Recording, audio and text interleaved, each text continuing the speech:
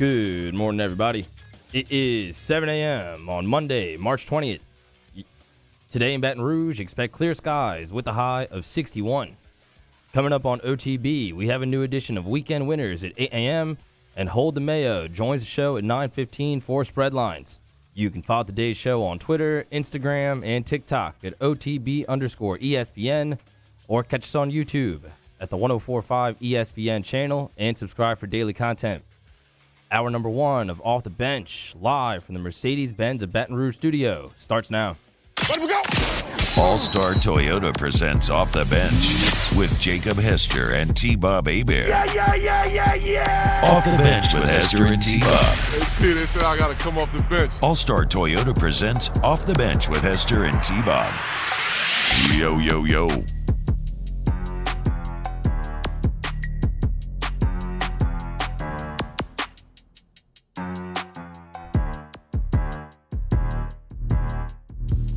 Yo, what's up, everyone? Welcome in to OTB Monday, March 20th, 2023. Hope you are having a wonderful day today. We got the boys back in studio. Danny's still in New York City, but T-Bob, Jake, Mario, and Jacob hanging out with you today. And a huge, just really big weekend of stuff to get to on today's show. It's going to be a very fun show, a very wide-ranging show, as we have a lot of LSU baseball, a lot of SEC baseball in general to talk about, as the debut of the premier conference for that sport was fantastic. A lot of insane results. Speaking of insane results, March Madness rolls right along, and wouldn't you know it, in a year of college basketball defined by insanity and by chaos, here you have a Sweet 16 where I think one seed made it and two seeds, I believe, Jake. So just absurdity throughout March Madness. One seeds dropping like flies, underdogs winning all over the place. The New Orleans Pelicans were a complete mixed bag, from breaking the season one day to, okay, at least maybe stabilize the next. More NFL free agency news. St. Patty's Day was this past weekend. A lot to get to on today's OTB. How are we feeling today, Jake? Feeling good. I always love this time of year. Like Friday, we still had, a handful of teams left, and then you go a couple of days, you come back, you only got 16 teams left, and you're right. I mean, college basketball season, I kind of described it like this on Twitter. Like, college basketball regular season was drunk. Yeah. The tournament is blacked out on Bourbon Street. Yeah, I mean, you can't drink all year and not end up a little too hammered at the end. And that's what it's been. But that's what we want. Like, we want that. Now, like, once you get to the Final Four, typically it kind of plays itself out. We will have teams that you expected to be there, but we've got teams that are on runs. We have 15 seeds that are on runs. And I know we've had that, like, in recent memory, but, like, a team from the Ivy League going on this deep of a run, like, those are fun stories that I think we can all get behind. Yeah, I mean, and I know there's always stories like that every year. Again, I do wonder, because now when you look at who will make the Final Four, you may have potentially some of the big names, but not some of the big seeds, right? I mean, that is still maybe well, let's see what these 1 and 2 seeds do, or singular 1 seed, barely plural 2 seeds. But yeah, it was just a completely wild weekend with bad beats or great wins, Hail Mary wins, depending on which side of the gambling equation for that game that you fell on. It was a very fun weekend with March Madness. I think for this show, I think since, we'll keep it hyper local here on a Monday, I think we start with LSU baseball, and then we'll get plenty of March Madness talk in as the show goes on. Screw you, Texas A&M. The Aggies fall in the tournament that was Thursday, right? I believe when they lost, correct? Yeah, because Friday we came in here about like twisting the knife and everything, and making pay. So the Aggies get eliminated from the basketball tournament on Thursday, the first round. A delectable little appetizer to the weekend that would be, as LSU baseball dominates Texas A&M almost all the way through to the end, right? About 26 innings or 25 innings, I suppose, of domination before A&M finally breaks through, manages to barely avoid the sweep at the end. Look, I know that it's actually the complete inverse of last year's series, where A&M dominated the entire time, and LSU found a way to sneak in that Game 3 win. And I think the easy temptation here is to start with game 3, Jake, because being a loss, it tends to be sometimes more interesting conversation, and it is the most recent result. But I don't want to start there because I don't want to lose sight of what a great opening SEC weekend this was. This is an LSU Tiger team. Like we said, everybody, we'll look around the league and say it. This was exposure weekend. Who's going to be exposed as to not being as good as they looked in this pre-conference schedule? Well, LSU went on the road to face an A&M team that was very good last season, very highly ranked entering this season, and they end up taking 2 of 3 and really looking very smooth the entire time, like very in control, rarely threatened, again, until the kind of latter half of game 3. So overall, a dominant weekend, and which is a lot of good to celebrate. And you accomplished the baseline goal every weekend, which is win the series. Okay, take home the series. It's exactly what LSU did on the road. Yeah, I think you said it right. I mean, you all wanted, because it felt so close, you wanted the sweep, but we did come on here on Friday and say you got to go win 2 of 3. Yeah. That's what you had to do. You get it done, and it looked different. It looked different than you have in the past in SEC play. Even though you were really good in SEC play compared to what you thought you were going to be a year ago, this looked like a dominant baseball team. Like, let's not forget, Texas A&M's a top 15 baseball team. Yeah. Like, they're not, an SEC baseball team that's outside the top 25 or is not really expected to make any noise. They are expected to be a top-tier baseball team. And for 85% of the series, you look like you were on a completely different level than they were. So this is something where you can take a lot from it. You were able to win 2 of 3 on the road. That's another portion of it, T. Like, on the road, you go and you win a series. That's always going to be the goal. So, yes, you felt like you had an opportunity to get the sweep. You didn't get it done, but you did win the series and that momentum. And, again, you looked the part doing it. Yeah, and the guys that just jumped off the page, I mean, obviously, look, Skeens on Friday.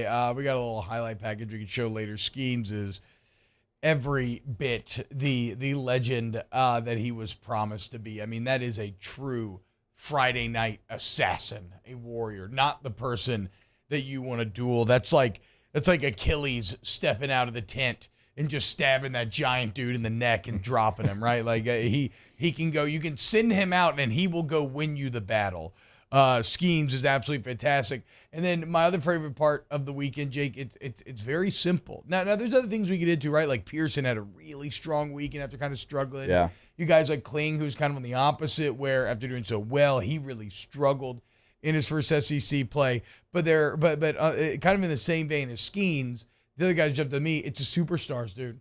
The Dylan Cruz, Tommy White tag team is just unbeatable. It's just so damn intimidating trying to get around number 3 and 4 in this LSU lineup. And what's crazy is that's what the leadoff guy going 1 of 15 over the weekend. So not always, being set up to have success, but creating that success themselves. I mean, Tommy White, when he is in there, just looks like a bully. I mean, watch his eyes. He stares at the pitcher, never looking away, daring them to try to sneak a ball past when they got 2 strikes on him. And it seems like every time he did, he won that battle. He just has a predatory sort of feel to him. And I asked on Twitter, Jake, for all my wrestling and LSU baseball fans, what tag team do these two most remind you of? And it seems like, look, most people just kind of answer their favorite tag team in a lot of cases. Like, there were some in there, like I loved the Dudley Boys growing up. I don't know that I get very Dudley Boy vibes from. I mean, they White both have Cruz. long hair. Yeah, but the Dudley Boy. No, you might be thinking of the Hardy Boy. No. Dylan Cruz. Yes. And come on, I know my wrestling. Okay, yeah. I mean, they started in ECW, the Dudley Boys. I know all. I actually didn't know they started in ECW. Yeah, they did. So, Kevin Nash, Scott Hall. So that's that one did not be mentioned much. I think there's one that came up. There was one common denominator, one common answer though, and I think it's actually pretty perfect. D-Generation X, dude. Shawn Michaels and Triple H. Dylan Cruz, very Shawn Michaels, right? Kind of your little more pretty boy. Got the sweet chin music, and then the pedigree. Tommy White looking crazy and big and intimidating like Triple H.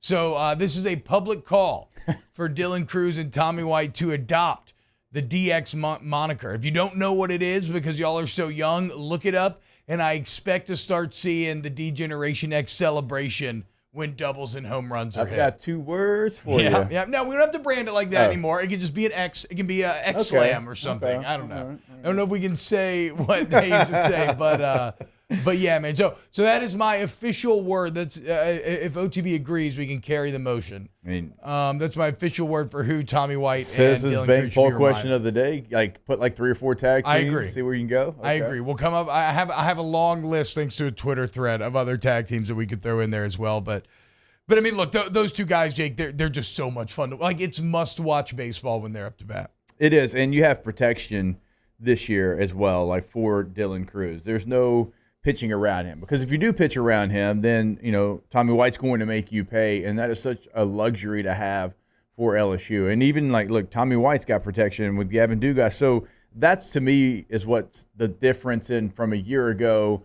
Like you were almost counting, like you had to have Dylan Cruz have the at bat, make the play. Now, if you pitch around Dylan Cruz, he doesn't have to expand his strike zone. He can play within himself. He's going to have multiple walks every single weekend. And then Tommy White's going to be the guy that makes you pay. So the lineup protection portion of it is truly a difference maker for LSU. Now, Paxton Kling struggling on the weekend. Do you make a move? Do you put Gavin Dugas back in that leadoff spot? Because he was a unique leadoff hitter, because you think, normal skill set for a leadoff hitter. Paxton Kling feels like he meets that. But Gavin Dugas also, he gives you some different protection as well, because he can make you pay. Knowing you have to pitch to him, we've seen him leave the ballpark. So I'll be interested to see if Jay kind of goes back to that, because Gavin Dugas over the weekend, he was batting in that 5-hole. So well, what about Pearson, right? I mean, he could. He did it last year, but he was really struggling. Yeah. But, if you can get him going, because that's a guy that, before you got all of these transfers, I mean, you were counting on he was going to be one of your guys. And so he's done it before. He's done it at a high level. If you get him going, he's certainly an option. And then, Jared Jones had a huge game too. Was it 7 ribbies for Jones, including that just beautiful 3-run stroke, man. And it really was a fantastic sporting Friday night, right? You had the LSU women's basketball team, Angel Reese, continuing to dominate. Her stats out of the weekend are truly mind-boggling. You want to talk about putting a team on your back? Wait until we get to the Angel Reese portion of the show. But it was just so great Friday night, Jake, an all-time sporting night. As you have the entire weekend. The world is your oyster. You have a lot of local with stuff like LSU, like I said, women's basketball in the tournament. Then you have the overall NCAA tournament. Then you got SEC baseball. You got SEC softball against a very good team, which admittedly didn't go the way that you wanted it to, but still just so much. Our cup overfloweth when it came to sports here in the capital city and all of Louisiana over the weekend. So let us give thanks on this Monday. Okay, when we get back, we can start to talk about the last game, maybe things that you want to see changed or improved over the weekend now that we've gotten the celebratory,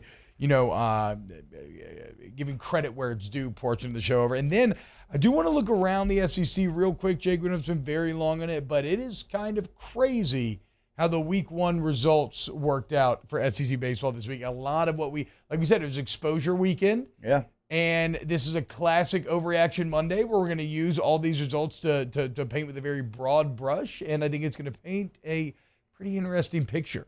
So keep it locked right here on OTB. Off the Bench with Hester and T-Bob. ESPN Baton Rouge, New Orleans, Alexandria, and 1130 The Tiger.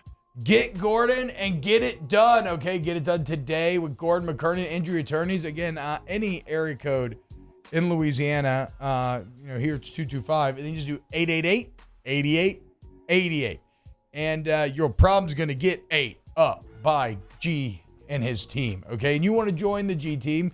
And also, a lot of your favorite athletes are on the G team. In fact, we mentioned Angel Reese right now. You can find the full sit-down with Gordon McKernan, Angel Reese pre-tournament, talking about what was coming up. It's a fascinating look into her mindset going into the domination they displayed over the weekend. So get Gordon and get it done at Get Gordon on all social media. Yeah, that's where you find the information. GetGordon.com is a great resource for you if you have any questions. They can answer right there on the website. You can find a full list of cases that they can handle. You can find different past clients' results, right? All there on the website. Get Gordon is the handle, like T-Bob mentioned. That number in Baton Rouge, 225-888-8888. Our listeners fire off their opinions on the jimsfirearms.net hotline at 499-1045. Keep listening for your next chance to shoot us your thoughts with the jimsfirearms.net hotline on 1045 ESPN Baton Rouge. Gulf Coast Bank and Trust is giving our customers the power to bank anywhere, anytime during this challenging event. And we're right there with you. Our mobile banking app is a smart way to manage your money and time. Gulf Coast Bank and Trust, the bank that cares about you.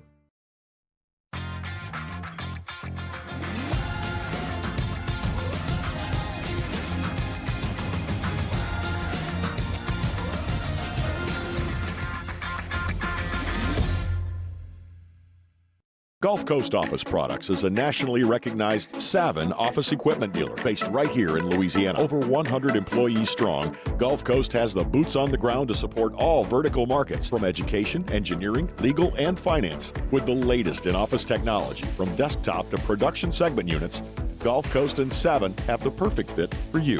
Call 225-756-2644. That's 756-2644 for Gulf Coast Office Products. I've been doing business with Luba for 25 years. They're dependable, trustworthy. It's just the attention to detail with our clients. Our folks have years and years of experience. They're highly trained professionals. But many companies have that asset. What I'd like to think makes Luba a bit different is that we use those talents in a way that truly is dedicated to serving the needs of the folks who depend on us.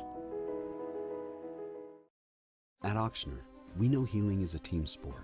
That's why we've partnered with world-renowned orthopedic surgeon Dr. James Andrews to create the Ochsner Andrews Orthopedics and Sports Medicine Institute. Whether you're a professional athlete or a weekend warrior, our team of specialists are dedicated to getting you back in the game. So whatever your reasons are for reaching your personal best, we've only got one: you. Ochsner Andrews Institute. Long live you. Hi, I'm Brandon Landry, founder and CEO of Walker. Hi, my name is Dr. Craig Green. This is Ryan Terrio with HUDCORoofing.com. Hey, it's Matt Moscona. No matter how big your commercial roofing job, HUDCO can help. My patients come to me because they trust that I can get the job done at a high level. Ryan Terrio and Richard Tilley have the same level of trust when it comes to roofing. If you have a roofing issue, call HUDCO Roofing. Give us a call, 364-1007, and we'll come to your house and give you a free inspection. I had to leave my parents. I had to move schools. I don't know anyone here. Everything keeps changing. Why is this happening to me? I'm sure glad you're here. Change a child's story. There's a child in foster care waiting for a volunteer like you. Matt Moscona inviting you to join us for Monday's AFR, presented by Relief Windows. We'll recap the LSU Texas A&M series in baseball. Freshman Gavin Guidry will be in studio, and busy weekend for the Pels. Join us 3 to 6, 104.5 ESPN Baton Rouge.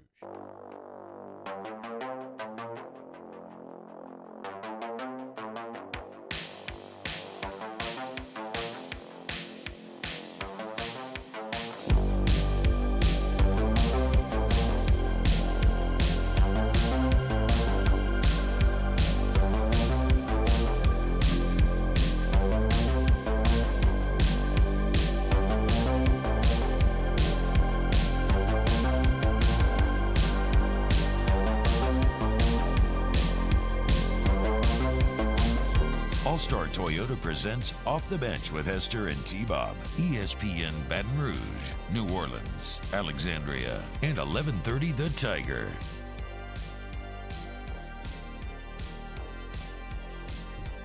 Yo, what's happening, y'all? Welcome back to OTB. Again, hope everybody had a fantastic week. A fantastic weekend in the city. Kind of an insane feeling to be pulling up to the St. Patty's Day parade on Saturday. Shout out Rivs. Went and watched it by her house right at the beginning of the parade. Shout out to the very kind people who let us set up in front of their home and use their bathroom in what was probably one of the coolest and most eclectic homes I've ever been in. I stepped into Narnia. So much foliage. Did y'all just ask, or did y'all just saw assume? my boy Eric that I met many, many moons ago when Caitlin was pregnant with our first child, and we went to Women's Hospital one night because she was like feeling lightheaded. You know, you're like at that point, anything's like, oh my God, are you okay? We have to, we're freaking out, man. And I remember meeting Eric in the waiting room, and I think he was having his second or third child at the time, and he was like an old salty vet.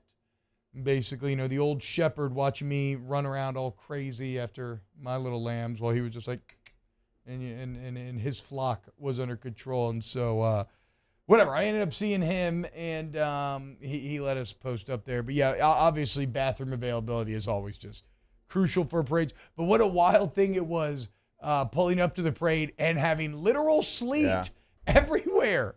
Tiny little pebbles hitting the car. It was a very is this the end of the world moment? And then I saw a bunch of drunk college kids who were all in shorts and mini skirts and t-shirts. And I was like, okay, no. This is completely normal. The St. Patty's Day parade. It just happens to be 40 degrees outside. But it was a very good time. Love the parade. Good. Shout out to everybody. Because last year, you found some unique places to use the restroom. Yeah, that one apartment complex with the parking overhang and some woods, some trees. So I'm glad to hear that this year you did find somewhere. What a did you better not option. engage? Everybody did. I did not. In the parking overhang bathroom last year. I wasn't judging. I said it was a better situation for everyone. Yeah, it was. That's all I said. It was. I mean, objectively, it was. So shout out to St. Patty's Day parade. Shout out to everybody on the parade.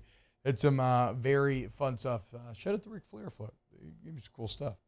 All right, LSU baseball. So look, you dominate the first two games again. You end up dropping the third. It's a complete inverse of last year where you end up stealing the third, and I'd rather be on this side of it. But it did hurt because, I really disliked Texas A&M. You hadn't beaten them in a sport, in one of the big three male sports, like we said, right? Baseball, football, basketball. You hadn't beaten them in a year, and you had the chance to really twist the knife, Jake, right? Send them that just awful feeling 0-3 beside their name coming out of weekend number one. And you had it again for 25 innings, and basically you just played with fire a few too many times, right? The staff on Sunday couldn't quite get it together. You never had any real run of dominance that you felt great about. Like even on Saturday, Garrett Edwards came in and did really nice work for you. That was kind of absent on Sunday. Yeah, he's been really good this year. Little babyface assassin. Sneaky like he's good. 12. Right? You weren't sure where he was going to help your team out, but every time he's come in, he's been someone that you can count on, regardless of the opponent too. He's done it against weekend competition. He's done it in the midweek as well. And so Sunday, just too many free passes, played with fire a bit too much. I mean, if you were just to look overall on the weekend, I think, and everybody's aware of this, you have to get more out of your Saturday and Sunday guy, right? Floyd and Hurd go 3 1/3. Yeah. And, maybe there's an argument for, especially with how things played out, for leaving Hurd in longer. I'm not going to doubt Johnson & Johnson when it comes to that level of, analysis. Obviously, theirs is stronger than mine. But they, too, agree the guys have to go deeper. But Johnson said he's not really worried about it postgame. Saying, quote, I feel very confident, and those guys are ready to execute. I think if we get a little deeper, it'll simplify the game for us. So I wouldn't expect any immediate changes to the weekend rotation. And, Jake, I wonder if that holds true for the lineup as well, because they have been tinkering with this, right? But Paxton Kling's kind of the perfect example here, where he was so good before this weekend. And, it's a bit of a red flag that right when you enter SEC play, you come out of the weekend 1 of 15 with 8 Ks. Right? It was a really rough weekend at the plate for Kling. But that's one thing I'm very excited to talk to Coach Johnson about on Thursday. How much rope do you give? Like, if you really believe in the potential of the kid, how do you keep him confident? How do you keep him locked in? Do you bump him down immediately and work his way back up? Or do you vote of confidence him and let him stay there and figure it out? Well, it's kind of the conversation we're having in the chat right now. Look, not saying take him out of the lineup, but give him some time to figure it out. It's okay if you move him down the lineup somewhere. Yeah. He's still going to get the at-bats, and give him time, give him an opportunity to figure out the SEC, see what it's like, and then you can move him right back in there. But until he does figure it out, that is something where you can make a move. And we mentioned Dugas earlier because that's just where he started the season after the first couple of games. And I think him being protected is really good for him because he's going to get pitches to hit. And that's kind of the portion of him, like the advantage of him being in the leadoff is because when he does get pitches to hit, then obviously he can do damage. Now, like, does he strike out a lot for a leadoff hitter? Yes, he does. But like some of those strikeouts for Dugas did come down in the order when he's not as protected as he would be if he was at the top of the lineup. That's a good point. And again, I think again, Pearson had been struggling to this point. A very good weekend for Pearson. Like, does his rise? He's another potential candidate. So I'm going to be very intrigued. Like, we're going to learn a lot about what Coach Johnson thinks about the belief and the potential of Paxton Kling, and maybe how he is treated going forward. Jake, anything else on LSU A&M before we move to the SEC as a whole here? No. Okay, so a very good weekend for baseball. Look, bottom line, you win the series 2-1 on the road against top 15 team. Like, you can't. And as Kendall Rogers tweeted coming out of the weekend, he felt that LSU clearly looked like the number one team in the nation throughout the weekend. And credit to A&M for finding a way to get a very big win and avoid that dreaded 0-3, which a lot of teams, Jake, were not so lucky to do. I mean, look at the weekend results. Vanderbilt sweeps Ole Miss 3-0. Now, of course, that was at Vandy. It's not the craziest result. You probably would have thought that Ole Miss would have grabbed one, but Vanderbilt dominating there. Florida takes 2 of 3 against Alabama in Gainesville. That makes all the sense in the world. The Gamecocks go on the road to Georgia. They take 3, so South Carolina remains hot. Remember, Kendall Rogers said that's kind of his dark horse team to watch. Georgia looks so good pre-conference, bit of getting exposed there. Mississippi State on the road to Kentucky fails to nab a single game. They get swept by the Wildcats. And we said Kentucky was improved. Yeah. I remember kind of when we were setting up that series, it was like, oh, okay, well, you'll figure it out up there. It's like a little bit different team. They've put a lot of resources into their program. And what that means now, you probably caught me there saying that both Ole Miss and Mississippi State started 0-3 to start SEC play. David Eckert, at David Eckert98 on Twitter, did some digging to see when the last time this happened, Jake. And again, these are the last 2 national champions for the sport. Now both 0-3 after opening weekend. Last time this happened was 1952. You got to go back 70 years to find a weekend like this. And for reference, Ole Miss began SEC play with a series against Tulane that season. I'll tell you how long ago it has been. I mean, really. Arkansas swept Auburn. Oh, sorry, go ahead. I felt Vanderbilt was going to have success in that series. I think, was it Thursday that we talked about it, and I went Vandy. But sweeping it, I didn't think they would do that. I thought maybe 2 of 3. Ole Miss, I think they can find themselves back. I don't know about Mississippi State, T. Yeah, well, they were already struggling That's before. what I'm saying. I don't. This might be a down year for them, certainly. That'd be a couple down years in yeah, a row. that's what I'm saying. Cincinnati and Lamonis. Hey, we know how that feels around here. Yeah, people are going to only be so patient once the expectation level rises to where it has. And then Arkansas at home sweeps Auburn, a really nice statement for Arkansas, which, of course, will be coming. It's in Alec Box next weekend, right? Yes. I believe. Yeah. It will be coming down to Baton Rouge this Friday. So I saved one series, though, Jake. I haven't talked about one because it's such a shocking result. Shout out to the Missouri Tigers, who dominate Tennessee up there in Mizzou, winning the series not 2-1, 3-0, sweeping Tennessee and really dominating a lot of it. I think Friday, I want to say, was 9-1. Then games 2 and 3 were 7-1 and 7-4. I mean, Tennessee, a team that looked completely unstoppable last year, and even though they had definitely been more vulnerable this season, I don't think anybody had them getting swept by Mizzou weekend number 1. No, and Mizzou's record's really good, but everyone in the SEC typically to this point has a really good record until you get into conference play. That one is surprising, even though it was on the road. I do think Mizzou is a good baseball team. They're not going to be a great baseball team. That is very surprising. And Tennessee last year was so dominant. I mean, you're talking, what was it, like 31-2 at one point a year ago. And now they have nothing to show for it, but now they come back.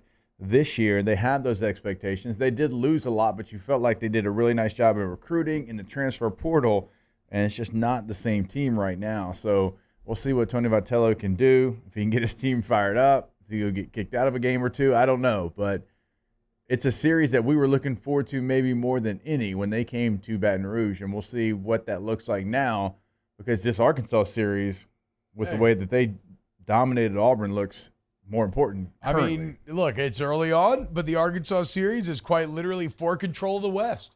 I mean, you look at the standings right now, Arkansas, the only West team without a loss at 3-0. LSU, the only West team. And how about the East, man? Kind of punching back here week one, winning all 3 series against the West.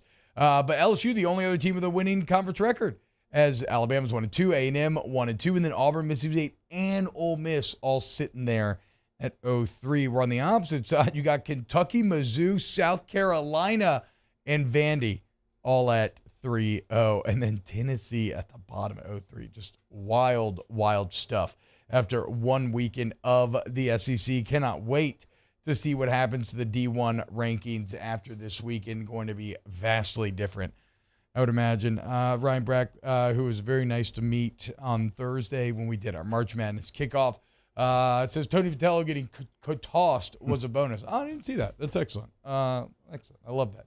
And now I cannot wait for Arkansas to come to town this weekend, and then Tennessee in a couple of weeks. I'm going to get a desperate Tennessee team. And even though Dorlander struggled, I still think him versus Skeens on a Friday is going, or is that going to be a Thursday series actually, potentially? I don't know. I'm just talking off the top of my head. We'll see. But whatever. Those two, game one is going to be a sight to behold. All right. When we get back here, I think that'll do it for baseball talk. Anything else on the way out here, Jake, before we get into some March Madness? It just feels good to be in the thick of it and to know that your team that you follow, cover, talk about every single day kind of lived up to it in week one of SEC play. Yeah, I guess that's what I would say is that this LSU baseball team is so much fun to watch. Like do yourself a favor and take advantage of this year, because it's so rare when you have a team that is supposed to be the best and then plays like the best, and the enjoyment that you can get as a fan from watching those games. So, find a neighbor, find some friends, find whoever, and enjoy this baseball season. All right, when we get back, let's talk a little March Madness here at OTB. Off the Bench with Hester and T-Bob. 225-206-1517. Riverlands Insurance. Okay, what I just gave you, 225-206-1517, that is Thomas and Megan's email's cell phone number, okay? And you call them up on that number. They'll answer whenever and start asking about joining the Riverlands family. It's incredible, man. No matter what type of insurance you need, whether you're a business owner, real estate agent, like simple homeowner, you got a kid who's about to drive a car, you have a business where you have vehicles that you need as a party, like anything, y'all. Okay, you give them the information they need. They shop around for you. They do all the legwork, and they just put savings and excellent coverage back in front of your face. It's so simple. Just call 225-206-1517. Yeah, once you call that number, you're going to get Thomas on the line. He's going to answer any question that you have, but it's not only in Baton Rouge. It's across the state of Louisiana. No matter where you're at, North Louisiana, South Louisiana, everywhere in between, call Thomas today, 225-206-1517. In times of need, get a full list of phone numbers, websites, and other important emergency information on the Demco Stormwatch page at 1045ESPN.com. Bayou Ford has $10,000 off MSRP on select new 2022 Ford F-150 trucks. $10,000 off plus 0% financing. And all new Bayou Ford vehicles come with a 1 million-mile warranty. The crew at Bayou Ford is going to do right by you. Louisiana. It's a place defined by culture, by pride, by passion, by people who do more than love this place. They celebrate it, elevate it, champion it. They are the individuals who embody what makes Louisiana great. The companies that make Louisiana a better place to work and live. The nonprofits leading transformational change in our communities. Champions of Louisiana are all around us, and LWCC is proud to celebrate them because we've always been Louisiana loyal. supporting the workers, the innovators, the change agents of this great place we call home. Who are the champions around you? Together, we can share their stories. Together, we can help our home state thrive. Together, we are Louisiana Loyal. Always.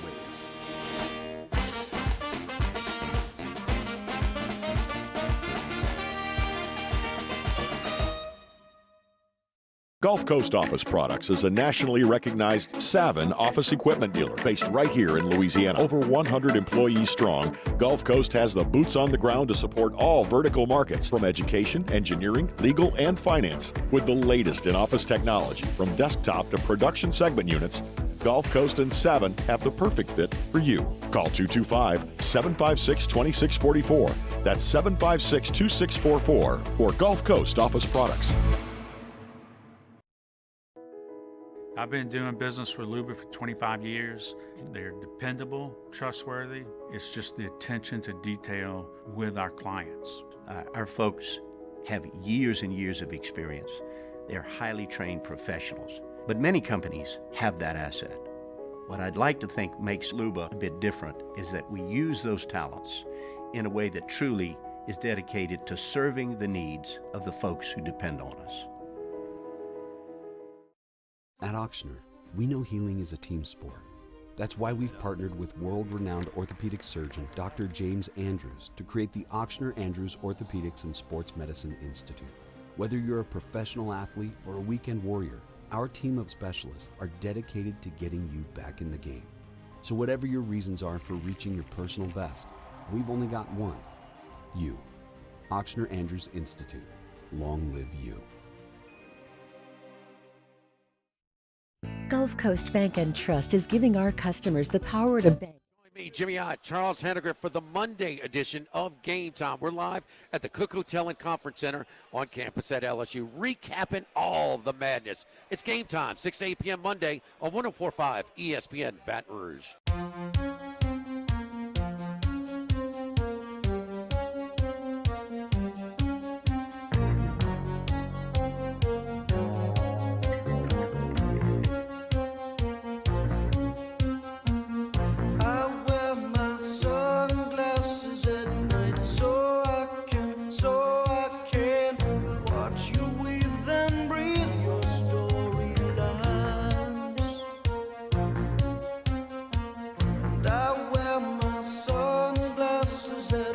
All-Star Toyota presents Off the Bench with Hester and T-Bob. ESPN Baton Rouge, New Orleans, Alexandria, and 1130 The Tiger.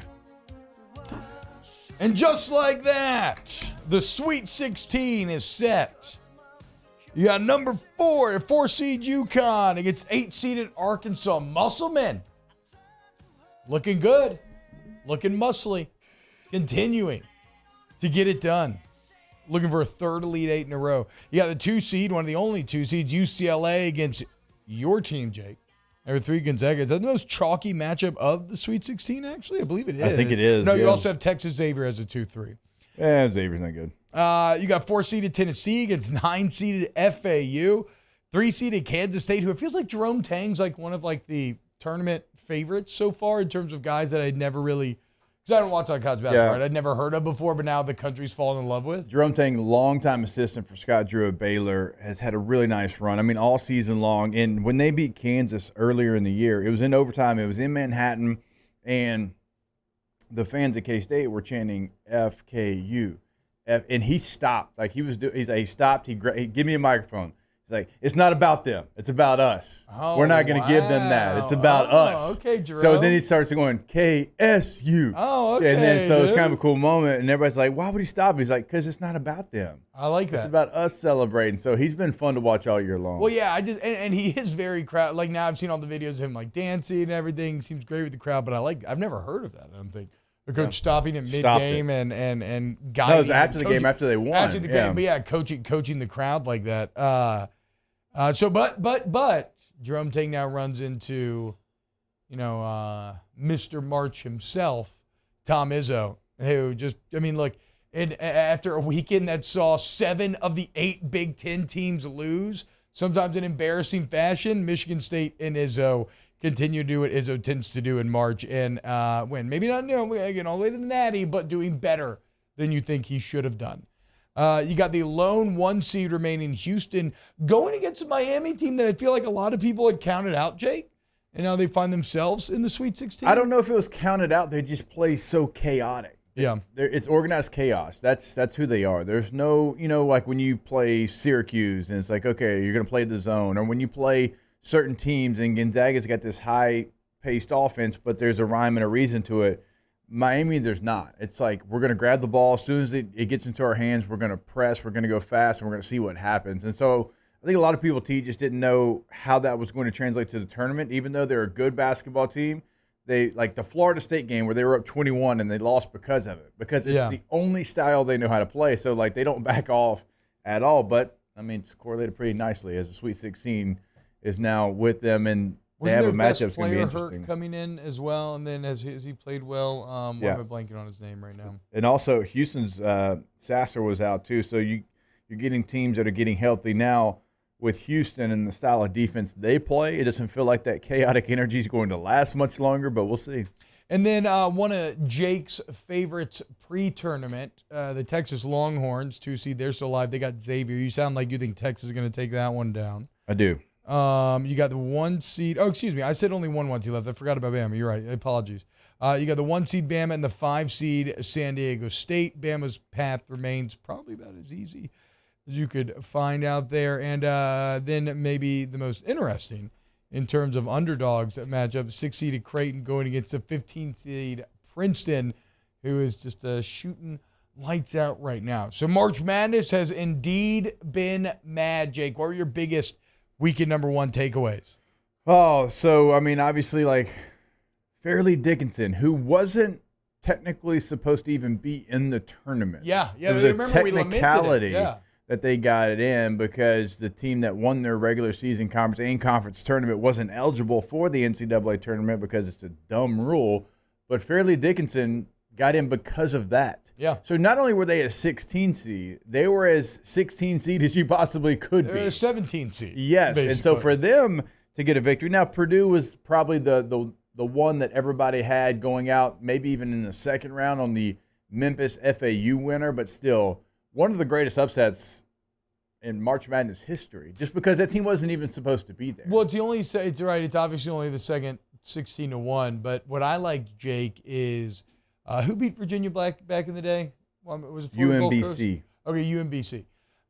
Remember, they kind of ended up blowing out Virginia that game. About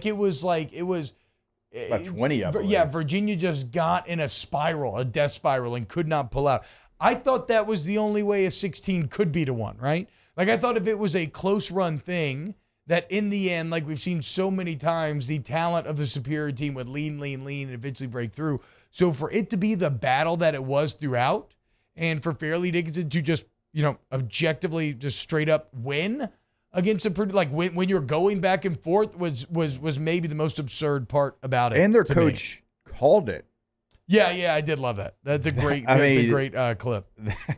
Like, the more I watch Purdue, the more I think we can actually beat them. It's like, wait, dude, are you serious? Like, well, yeah. So what happened? So yesterday, the old man was at the house, and we were kind of watching Auburn, Houston, and then, the kids wanted to show their grandpa some pictures from Disney, right? Right. And so we started doing that, and then I'm like, oh, Auburn, Houston's probably ending up. Let's put it back on because it was a close game. It was a great game. It's like, did Auburn not score after halftime? Like what happened? It felt like Houston patted them on the head. It's like, oh, that's cute. Okay, we're ready. We're ready. I mean, they just went on a run. They played that style of defense that they play, and then Auburn couldn't really get anything going. Auburn missed a million free throws too. They did. They missed a bunch of free throws. How about Creighton? Didn't they go 22? Houston actually forces you to shoot free throws too. Like with how aggressive they do play, if you can't shoot free throws, they're not afraid to put you on the line either. Well, I hope they don't run into Creighton. Didn't Creighton go 22 of 22 in their round 2 game? So I'm glad you mentioned Creighton because it was a team like all season long. Like I would have my basketball co-host, no matter who it was, and Dallin Cuff was probably the highest on him. He's like, hey, I'm just telling you, like Creighton, They've had some things go on, but their 5 is as good as almost any 5 that you can put out there. I'm like, okay, you keep saying that, but they're in the middle of the Big East. Like, what's going on here? They get a 6 seed. I'm like, I just don't see it. I mean, and then lo and behold, they go in there and they beat Baylor. It really wasn't as close as the 9 points say it was, and now they've got a matchup with Princeton to go to the Elite Eight. It's about as friendly a draw as you could ever hope for. All right, when we get back, let's wrap up hour number 1. Talking about LSU women dominating over the weekend, making it their own Sweet 16. Keep it locked here on OTB. Off the Bench with Hester and T-Bob. I want you to go to All-Star Toyota of Baton Rouge, boys and girls. All-Star Toyota of Baton Rouge. It's right there off of Airline Highway, okay? Now, the website is a great resource if you kind of want to peruse or get an idea of what your options are going to be. All-Star Toyota of Baton Rouge.com is the website, right? Okay, it's like very easy. But you go there. You actually buy straight from the website. You can look at all the incredible deals that they have month to month. You can explore what Toyota Care means, which is the warranty that you get even when you buy a Toyota certified used vehicle. And whether you're looking to buy new, used, rent, whatever, you want to get it from your friends at All-Star Toyota of Baton Rouge. Now is a perfect time to check out the rental process as well that we always talk about, because you've got spring break coming up. You might have a trip coming up later this week. It might be in 2 weeks, but it is coming. And so make sure that you rent that Toyota for that trip. Get something a little bit bigger, better on gas mileage, whatever you're looking for. All-Star Toyota of BatonRouge.com. Our listeners fire up their opinions on the JimsFirearms.net hotline at 499-1045. Keep listening for your next chance to shoot us your thoughts with the JimsFirearms.net hotline on 1045 ESPN Baton Rouge. Hi, I'm Brandon Landry, founder and CEO of Walk. Hi, my name is Dr. Craig Green. This is Ryan Terrio with HUDCORoofing.com. Hey, it's Matt Moscona. No matter how big your commercial roofing job, HUDCO can help. My patients come to me because they trust that I can get the job done at a high level. Ryan Terrio and Richard Tilley have the same level of trust when it comes to roofing. If you have a roofing issue, call HUDCO Roofing. Give us a call, 364-1007, and we'll come to your house and give you a free inspection. I had to leave my parents. I had to move schools. I don't know anyone here. Everything keeps changing. Why is this happening to me? I'm sure glad you're here. Change a child's story. There's a child in foster care waiting for a volunteer like you.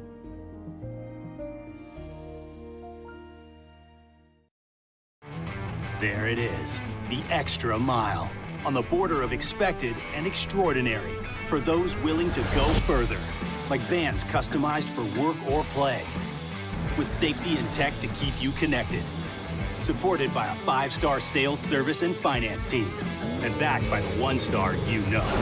So go the extra mile. It's never crowded, because so few have what it takes to go there. Mercedes-Benz Vans. Louisiana. It's a place defined by culture, by pride, by passion, by people who do more than love this place. They celebrate it, elevate it, champion it. They are the individuals who embody what makes Louisiana great. The companies that make Louisiana a better place to work and live. The nonprofits leading transformational change in our communities. Champions of Louisiana are all around us, and LWCC is proud to celebrate them because we've always been Louisiana loyal, supporting the workers, the innovators, the change agents of this great place we call home. Who are the champions around you? Together, we can share their stories. Together, we can help our home state thrive. Together, we are Louisiana loyal. Always.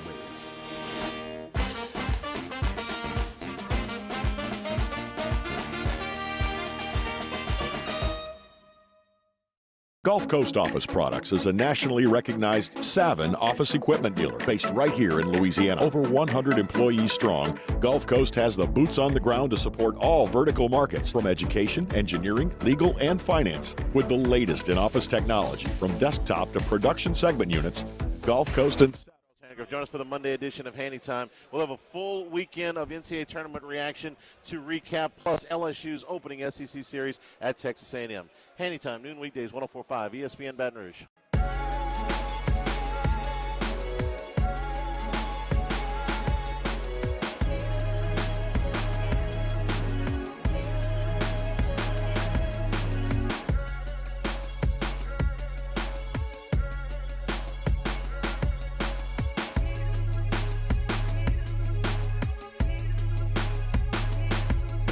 All-Star Toyota presents Off the Bench with Hester and T-Bob. ESPN Baton Rouge, New Orleans, Alexandria, and 1130 The Tiger. Welcome back, OTB. Closing out hour number 1. We got weekend winners coming up to kick off hour number 2. How about the LSU women? Our squad, Angel Reese, Kim Mulkey, getting it done over the weekend. Look, the bottom line, why this weekend was so important. It's not unlike the SEC tournament, Jake, where look, you come out of that. Are you disappointed you lost Tennessee? Absolutely, right? But what was the goal? Do better than you did last year. What was the goal coming into this NCAA tournament this year for the women's team? Do better than you did last year. And although the situation was very similar, in which you were getting a Big Ten team second round on your home court, this time you find a way to get it done and you advance to the Sweet 16 for the first time since 2014. And I guess finding a way to get it done could be code for having Angel Reese on your team, as she was unbelievable over the weekend. Goes for 34 and 15 in game number 1 against Hawaii. And then in game 2, 25 points, 24 rebounds, 6 blocks, 4 assists, 3 steals. It's her 30th double-double of the year. It's her 6th time having a 20-20 game. And at 24 boards, good for a new LSU record in an NCAA tournament game. Take a bow, Angel Reese, on a day in which, look, you played great team defense. We can get into that, right? But the LSU offense was struggling. And on that day, on that weekend, Angel Reese says, no. I am going to the Sweet 16, and just made it happen. She did. I think that stat line that you gave out is only the second time that that's happened since 2000. I mean, so you're talking about rarefied air, and she's really been that for LSU all season long. I mean, this was a Michigan team you weren't really sure. I mean, they were a team within the Big Ten and won big basketball games. And last year, obviously, you lost to a Big Ten team, and so obviously, like, those don't correlate. But in your mind, sometimes they do. Yeah. And you go out there, and you're exactly right. Like, you get a step farther already than you did a year ago, and that's part of the process that Coach Mulkey always talks about. We want to be better than we were a year ago. And in this, what she still calls a rebuild, like, you're building this program. Like, you can still be a really solid basketball team in the middle of a rebuild because you're trying to get to a championship status. Like, not all rebuilds are made the same. Some are just to be relevant. Some are to win championships. And this is to win championships. And so it was total dominant performance by Angel Reese, and 17-0 inside the PMAC on the year. I mean, that was that's a good point. Because I mean, they only lost on the road to South Carolina in the SEC tournament. That is an incredible stat. Hey. Shout out to LSU faithful for showing up game in, game out. It's been a difference maker. I mean, the players after the game, like when Angel Reese got on the headset, like she talked about the fans. It felt like for the first 3 minutes of the interview. Yeah. And you could tell, like, they went across really the arena and thanked the fans, and it was a big portion for their juice this year. So it was great scenes, great basketball team, a team that now has an opportunity because once you get to this point, T, obviously, and you're playing Utah, who struggled with Princeton. I mean, Princeton was in that game until the very end. Utah pulled it out because they made their free throws, but you have a winnable game coming up against the 2 seed. Yeah, look, absolutely. And, you know, I mean, you felt like you should have been in 2 seed, right? So seeding doesn't matter at this point. To your point, Jake, this is it's Sweet 16 time, okay? It's the best against the best. And I feel confident going into battle with Angel Reese. She might actually be Achilles, right? I called Paul Skeen's Achilles, and I think that still plays, but I don't know that even he achieved the level of individual dominance that you saw at Reese. And what makes me feel good about that, Jake, is you still feel like Alexis Morris is due for a really big game. Flaugier, like the rest of it. Now, again, defensively, entire team was great. You hold Michigan to 35% shooting You force 16 turnovers. You murder them on the boards. So you did all the small things well, which even though you shot 35%, allowed you to still win that game big. And now you got to try to keep it going and see if you can find your way to the Elite Eight. All right. Shout out to that LSU women's basketball team. When we get back here on OTB, we're going to kick it off with some weekend winners. We got highlights from the women's tournament, from the World Baseball Classic, news out of the NFL, people who like gambling, all this sort of stuff. Keep it locked here on OTB, hour number 2. Hit the like button, share it with your friends. We love you, and we'll see you in a couple of minutes, y'all. Off the Bench with Hester and T-Bob. Go to Patient Plus Urgent Care, patientplusuc.com. And again, as I always say, you will see the difference when you go to Patient Plus. I saw the Patel family at the parade this weekend. It was great seeing them. They look great. And again, you will feel great after you go in and you see the facilities. You see the technology employed in said facilities, right? The digital profiles, which is a one-touch sign-in on your iPhone. And with this crazy weather, Jake, I know there's like fevers going around, colds going around. The place to get in and get better, and I swear you will never go anywhere else once you do, is Patient Plus Urgent Care. Put it in your Maps app. They're everywhere. PatientPlusUC.com. There truly is, T-Bob, a location that is going to be convenient for you in the Baton Rouge area. I gave you the website. Remember, you can schedule your appointment right there on the site, but walk-ins are always welcome because you don't expect a lot of things like stitches, but you can walk in, be seen right there. Patient Plus Urgent Care Clinic. Get in and get better.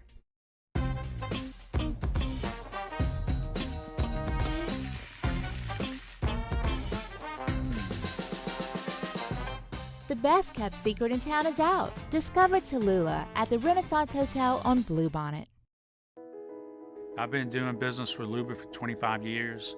They're dependable, trustworthy. It's just the attention to detail with our clients. Our folks have years and years of experience. They're highly trained professionals. But many companies have that asset. What I'd like to think makes Luba a bit different is that we use those talents in a way that truly is dedicated to serving the needs of the folks who depend on us. At Ochsner, we know healing is a team sport. That's why we've partnered with world-renowned orthopedic surgeon Dr. James Andrews to create the Ochsner Andrews Orthopedics and Sports Medicine Institute. Whether you're a professional athlete or a weekend warrior, our team of specialists are dedicated to getting you back in the game. So whatever your reasons are for reaching your personal best, we've only got one. You. Ochsner Andrews Institute. Long live you. Hi, I'm Brandon Landry, founder and CEO of Walker. Hi, my name is Dr. Craig Green. This is Ryan Terrio with HUDCORoofing.com. Hey, it's Matt Moscona. No matter how big your commercial roofing job, HUDCO can help. My patients come to me because they trust that I can get the job done at a high level. Ryan Terrio and Richard Tilley have the same level of trust when it comes to roofing. If you have a roofing issue, call HUDCO Roofing. Give us a call, 364-1007, and we'll come to your house and give you a free inspection. I had to leave my parents. I had to move schools. I don't know anyone here. Everything keeps changing. Why is this happening to me? I'm sure glad you're here. Change a child's story. There's a child in foster care waiting for a volunteer like you. Gulf Coast Office Products is a nationally recognized Savin office equipment dealer based right here in Louisiana. Over 100 employees strong, Gulf Coast has the boots on the ground to support all vertical markets from education, engineering, legal, and finance. With the latest in office technology from desktop to production segment units, Gulf Coast and Savin have the perfect fit for you. Call 225-756-2644. That's 756-2644 for Gulf Coast Office Products. Moon Griffon is back. The voice of Louisiana politics makes his return to Baton Rouge. Catch the Moon Griffon Show weekdays from 9 to 11 a.m. on Talk 107.3.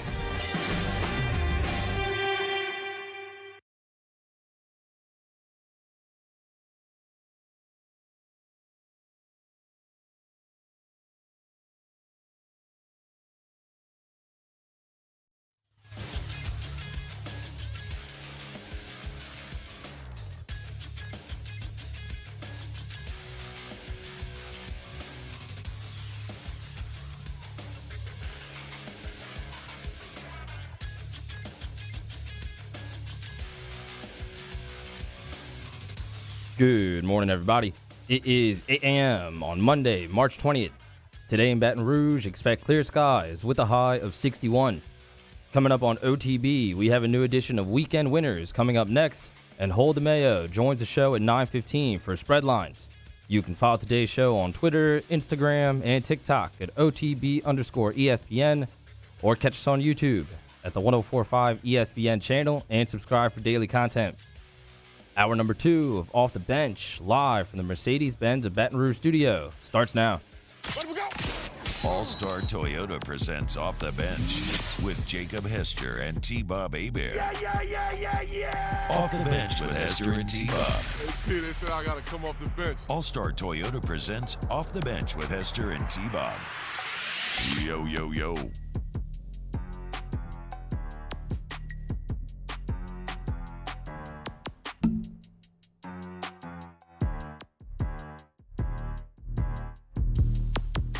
What's happening, everyone? Welcome back. Hour number 2 of OTB. Let's go ahead and dive in. It's a little Weekend Winners. That's how winning is done. That's right. We can't have anyone freak out there, okay? We've got to keep our composure. We've got too far. I'm by winning. I win here and I win there. Now what? Are you doing what it takes to win a championship? Wow, winning. Well, then I guess there's only one thing left to do. What's that? Win the whole thing. What's happening, y'all? Wait, how come Jake gets so zoomed in on? And you just got me all back here, Jake. What's going on, dude? You just think he's prettier than me? I mean, Grant, I don't want you to zoom in too much on my face. I was about to say, do you want me to zoom in? No, I guess not too much. Whoa, back up, Jacob, back up.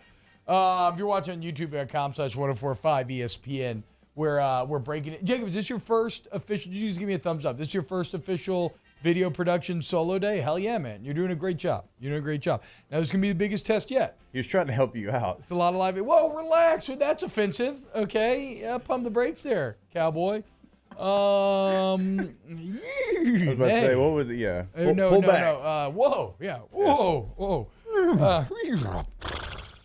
All right. Weekend winners. First weekend winner. Team USA and the World Baseball Classic. Jake, you know more about this than I do. I believe USA's into the finals now. Yeah. But to get past Venezuela over the weekend, it took a Trey Turner 8th inning grand slam. And again, as we've been saying the entire time of the World Baseball Classic, the crowd pops at these things are absolutely absurd. It's been so long since I've seen baseball feel like this. Here is Trey Turner giving the U.S. a late lead over Venezuela. The 0-2 to Turner, and he throws this one deep left field. Trey Turner, grand slam, home run on an 0-2 pitch. The United States takes a 9-7 lead.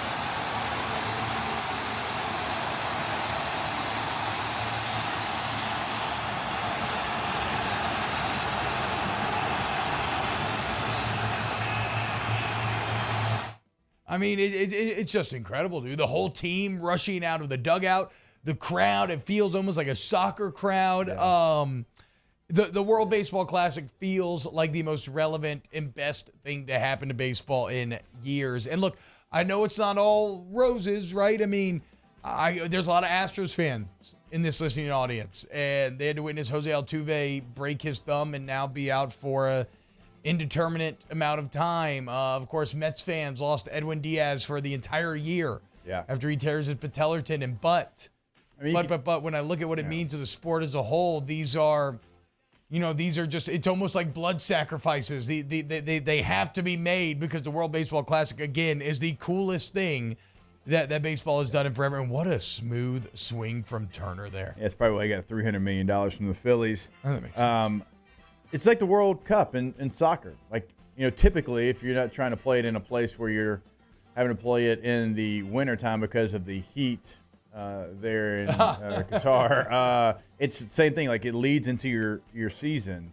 So, like, this is something that could happen anywhere. I mean, I know spring training is going on, but when else would you play the World Baseball Classic? Yeah. And you could tell, like, from that highlight, like what it meant to Team USA. Yes. I mean, they were locked in. They were engaged. Like, you see that from other countries in the World Baseball Classic.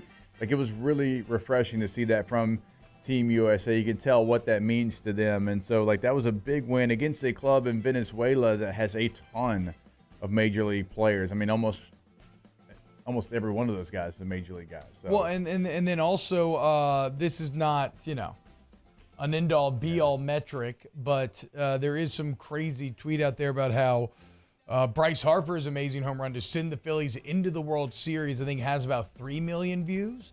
And, like, last check, Turner's home run has about 9 million and counting, right? And still going up. So, baseball has become incredibly regionalized. And like all things, it's very fun when all of a sudden everybody's on the same side, cheering in unison. And that's what that stadium felt like. Like, that's a level of crowd pop that, again, a lot of times is only achieved by belief in country or, like, just an absurd, like, college football fan base or soccer fan base. So it was great to see with baseball. Weekend winner. Yeah, absolutely. I mean, we played the only sport that you can get to the highest level and never have a chance to play for your country. And so I'm always jealous whenever I see, athletes get to play for their country. It's always remarkable, something that, is obviously once in a lifetime. And now, because you beat Cuba 14-2 yesterday, you've got Mexico taking on Japan. That will be tonight, and the winner of that plays USA on Tuesday for the World Baseball Classic Championship. Weekend winner, maybe loser. It depends on what side of the issue we're on. For me, we're going to go to Gonzaga TCU from last night. Gonzaga was -4.5 coming into the game, and Gonzaga was up 4 with a little bit over, I think it was like 1.7 maybe left. Well, typically TCU would not foul. It wasn't even 1.7, Jake. It's even more heartbreaking. No, I know the final one, but 1.7, like, in Gonzaga has got the ball. So typically, like, you wouldn't foul in that scenario. You're down 4, you let it play out. Well, they foul them, and so Gonzaga makes both its free throws. They're covering. They are covering. So they get from 4 to 6. They're -4.5. They're covering. There's 0.7 seconds left, and you think, oh, man, winner. Or you're on the other side of it. You're like, I can't believe I lost that when he made both his free throws. Well, as Jacob just showed you there, with 0.7 seconds left, they let it roll all the way down past half court. He heaves it up. I mean, he gets his fingertips on the ball, just kind of throws it up. The ball goes in. And so if you had Gonzaga -4.5, you lost because Gonzaga only wins by 3. So depending on which side of that you were on, Gonzaga or TCU, weekend winner or loser for you. That is one of the worst beats I've ever seen. Yeah, so I apologize that I just trampled in there because I did not realize the swing back right before on the free throws. Yeah. Oh, my God, dude. I mean. Oh, you think you're won. Like, you're counting your money. Yeah, you're good. 6.7? You're good to go. This isn't rock and jock softball. There's not a 6-point shot. We're going to be fine. Oh, man. Nope. And he did about the only thing that you can do to get a shot up with 0.7 seconds left. Just like straight, quick release. Why are you looking so suspicious, T-Bob? Am I tripping or are you looking suspicious? About what? Like I'm looking at a concert with satanic imagery about all these bad beats. Like there was a lot of them, including this one. No, dude. This is what happens when you have college sports which are already very swingy and wild and absurd, and you try to put spreads on them. And it's an elimination tournament thing where everybody's life is on the line. It's of course. And I mean, Jake, am I incorrect in saying I'm just assuming that tournament lines are about as sharp as they can be simply because like all the effort that is put into trying to set these things, like this is not a soft market. No, there's no soft lines like you can get in Northeast Conference play in January. Yeah, this is not Jake stacking mid-major parlays. This is the big show. Vegas knows that everyone is gambling this weekend, and so they have all of their AI, all the latest analytics setting all of this, and it leads to situations like that. I can't imagine. Can you imagine like if that was the last leg of a parlay? Oh, you spent the money in your head already. Awful. Unless you're on the other side again. It's the yin and the yang. I think Big Cat was on the TCU portion of it. Yeah. So yeah. I mean, it's no different. I would bet more people were on the TCU side of it because 4.5 feels like a big spread in the tournament. The Big 12 TCU, when they were healthy, they were as good as any team out there, and I'm going to assume more people enjoyed that than suffered. I think that's probably fair. I think the Gonzaga fans are probably happy, but a little. I think there's some that probably. They're Catholic, so they can bet, but that's true. And you're going to be prone to a lot of this in the tournament. Like, this isn't the NBA where guys care about their field goal percentages. Like, guys are playing in the NCAA tournament, especially people that wouldn't normally get in the game and that are in towards the end because it's a blowout. Like, you might have a lot of lines ruined at the very end. Oh, we've seen what was the 3 hit on day 1? Corpus Christi.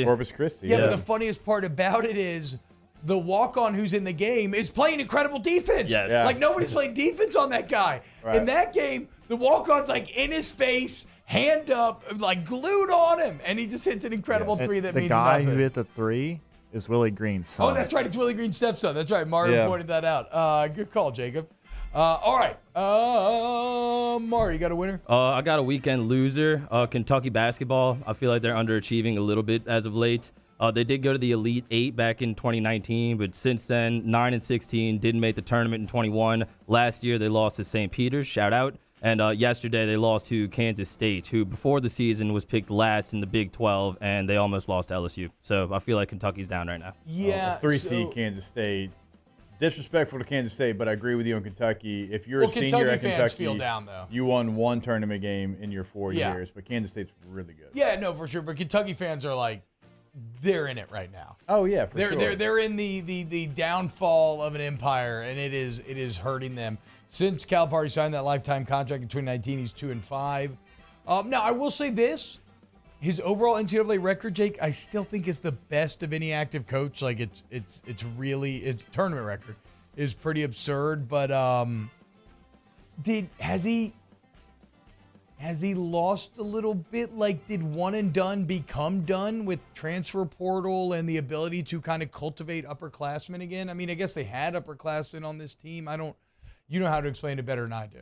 It feels like they're in the downswing though, which is never a good. Like this would be like Alabama. Like if the last 2 years is a sign of degradation and Alabama kind of continues to fall, like you're going to see the same panicky, miserable, yelly fan base out of there. Because they were beside themselves. NIL hasn't been great in college basketball for some of the blue bloods. Like ever since it's been implemented, there hasn't really been blue bloods taking. I mean, Duke, Carolina, I know last year made runs, but think about where they were in the tournament when they made those runs. North Carolina doesn't make it this year. Duke's out in the second game. You've got Kentucky struggling like they have. I'm sitting here thinking like blue bloods, like Kansas is already out. So well, there's a lot of new blood too. I feel like Calipari has a lot of those accolades because so many people retired recently. I mean, Coach K, Boeheim, Roy Williams. Well, but his NCAA record is still like 50-something and 20-something. So he's still won like 66% of his tournament games, which is kind of still absurd. But to your point, it's been slipping recently, badly. So they only won 1 tournament game if you're a senior at Kentucky. And that was this year. Like Sheboy is a great player. Didn't have very much postseason success at all. Hate to see it. God, he disappeared this year compared to where he was last year. So we showed you Angel Reese being incredible. One of the other stories of the women's tournament is Caitlin Clark. She's been dominant for Iowa all year long. Jake, last year, and you go ahead and play the video whenever, Jacob, but last year, Iowa was a 2 seed in the second round. They lose to a 10 seed. This year, Iowa was in the exact same position, 2 seed, in a tight game against a 10 seed and against Georgia, and Caitlin Clark took over. Now, this is the biggest highlight of the game. This is her pulling a Steph Curry and straight up pulling up from the Hawkeye logo and making it look easy and smooth. But the craziest thing that I've maybe ever read, she scored 27 consecutive points for Iowa. Nobody else on her team. 27. And she leads the nation in assists. So it's not even like, you know what I'm saying? Like 27 consecutive points. Take a bow, Caitlin Clark. Oh, and by the way, they end up beating Georgia. And so now they avoid the fate of last year and they move in to the Sweet 16. Yeah, she is a beast. The Big Ten was really competitive, obviously, with Iowa, with Indiana, with Ohio State, with Michigan. And so she's doing it against, like, top tier competition. It wasn't like a mid-major where she was just popping off and scoring and dishing it out. I mean, it was one of the better women's basketball conferences that was out there. Weekend winner, Laramie Tunzel, representing himself and becoming the highest paid offensive tackle in the NFL. His absurd career continues. Remember, he was supposed to be maybe the number 1 overall pick. You have the smoking gas mask picture that a member of his own camp leaked as like some sort of awful blackmail plot. He falls to 13. He then later he's awesome, and he later gets traded to the Texans for a crazy haul, which has set up the Dolphins for success. But now, and he'd already gotten a second big contract. This is third, I believe, but $75 million for 3 years, $50 million guaranteed, the highest paid tackle in NFL history. And one of the knock-on things here, represent himself, okay? Roquan Smith represented himself with the Ravens. He got paid. So, look, you know me. I'm pro Lamar Jackson. I would trade and I would pay that man. It appears that, like, you could tell me, oh, well, he shouldn't represent himself. You could tell me all this sort of stuff. It just appears that NFL teams, maybe the owners don't want to reinforce what happened with Watson, and they don't want that to become the norm. Like, they're kind of colluding together to be worried about raising quarterback numbers in that way. But it just, like, at the end of the day, it's just feeling more and more like NFL teams don't believe in Jackson, at least not enough to meet the demands that he is putting out there. This idea that you can't represent yourself and have success is just simply not true, right? We saw Richard Sherman do it. We've seen Tunsil do it now. We saw Roquan Smith do it. So you can. Yeah, and you save on that 3%. Hey, and out of $75 million, that's a big 3. That's a big 3. That's a big 3. Speaking of, like, Chauncey Gardner-Johnson finally got a deal. Yeah, I haven't seen the numbers on it. Do we have numbers on it 1 yet? year, $8 million. Man, nobody wants to commit to our guy, dude. Nobody wants to commit to old CD Dude. Still love you, bro. Him and Dan Campbell together, though. Again? Like, that's something, like, I think is going to be pretty good. Cortland Jacob, you would fully guarantee Lamar's contract? I would, but I just think it's a classic. Like, I'm not going to overthink it.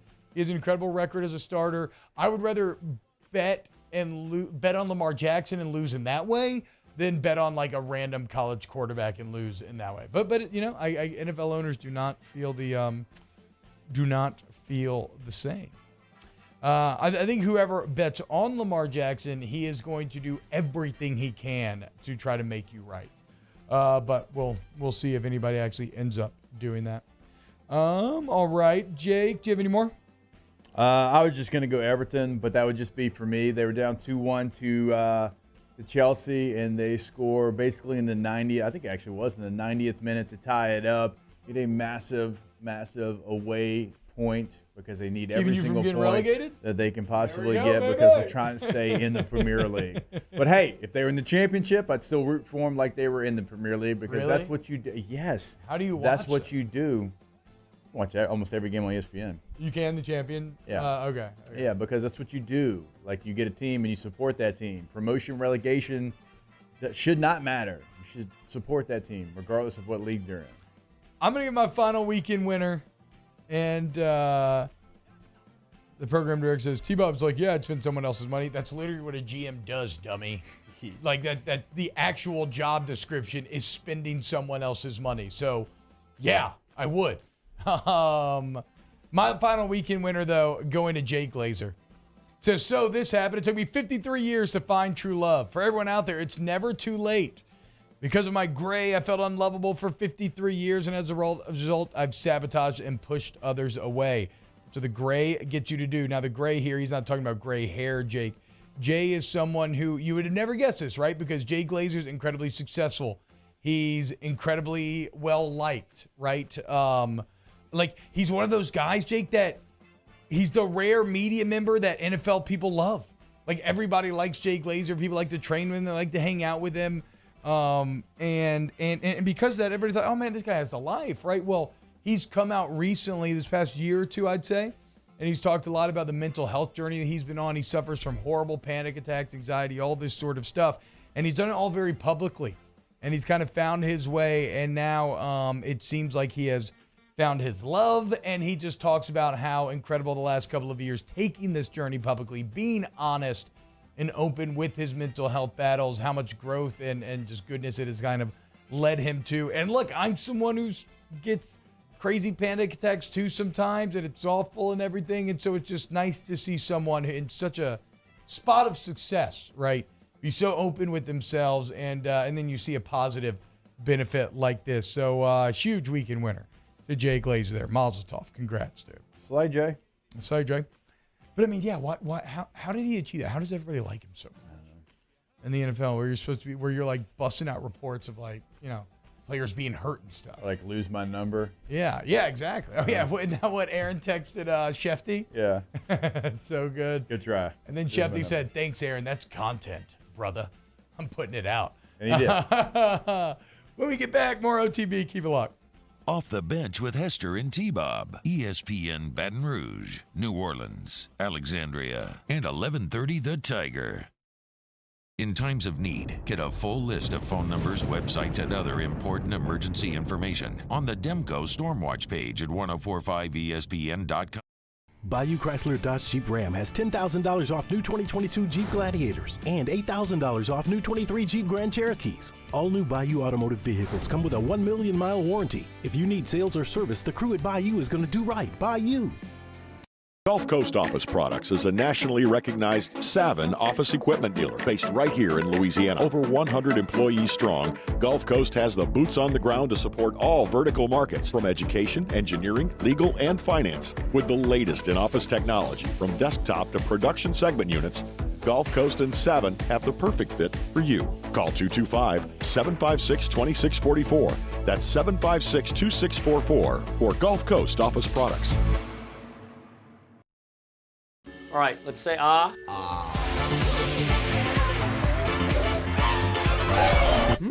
Where'd my spotlight go? Super weird, but we can take care of it.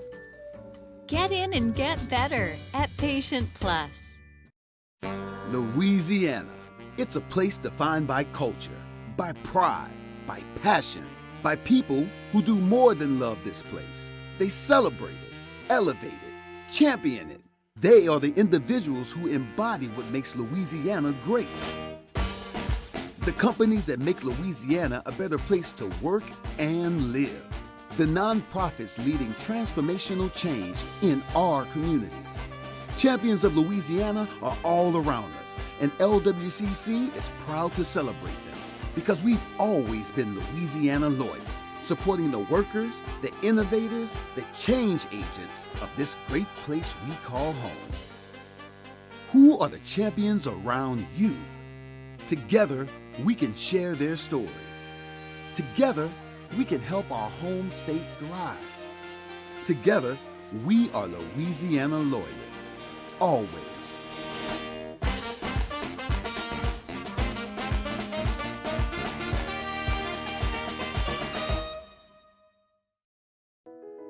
I've been doing business with Luba for 25 years. They're dependable, trustworthy. It's just the attention to detail with our clients. Our folks have years and years of experience. They're highly trained professionals. But many companies have that asset. What I'd like to think makes Luba a bit different is that we use those talents in a way that truly is dedicated to serving the needs of the folks who depend on us. At Auctioner, we know healing is a team sport. That's why we've partnered with world-renowned orthopedic surgeon Dr. James Andrews to create the Auctioner Andrews Orthopedics and Sports Medicine Institute. Whether you're a professional athlete or a weekend warrior, our team of specialists are dedicated to getting you back in the game. So whatever your reasons are for reaching your personal best, we've only got one: you. Auctioner Andrews Institute. Long live you. Hi, I'm Brandon Landry, founder and CEO of Walk. Hi, my name is Dr. Craig Green. This is Ryan Terrio with HUDCORoofing.com. Hey, it's Matt Moscona. No matter how big your commercial roofing job, HUDCO can help. My patients come to me because they trust that I can get the job done at a high level.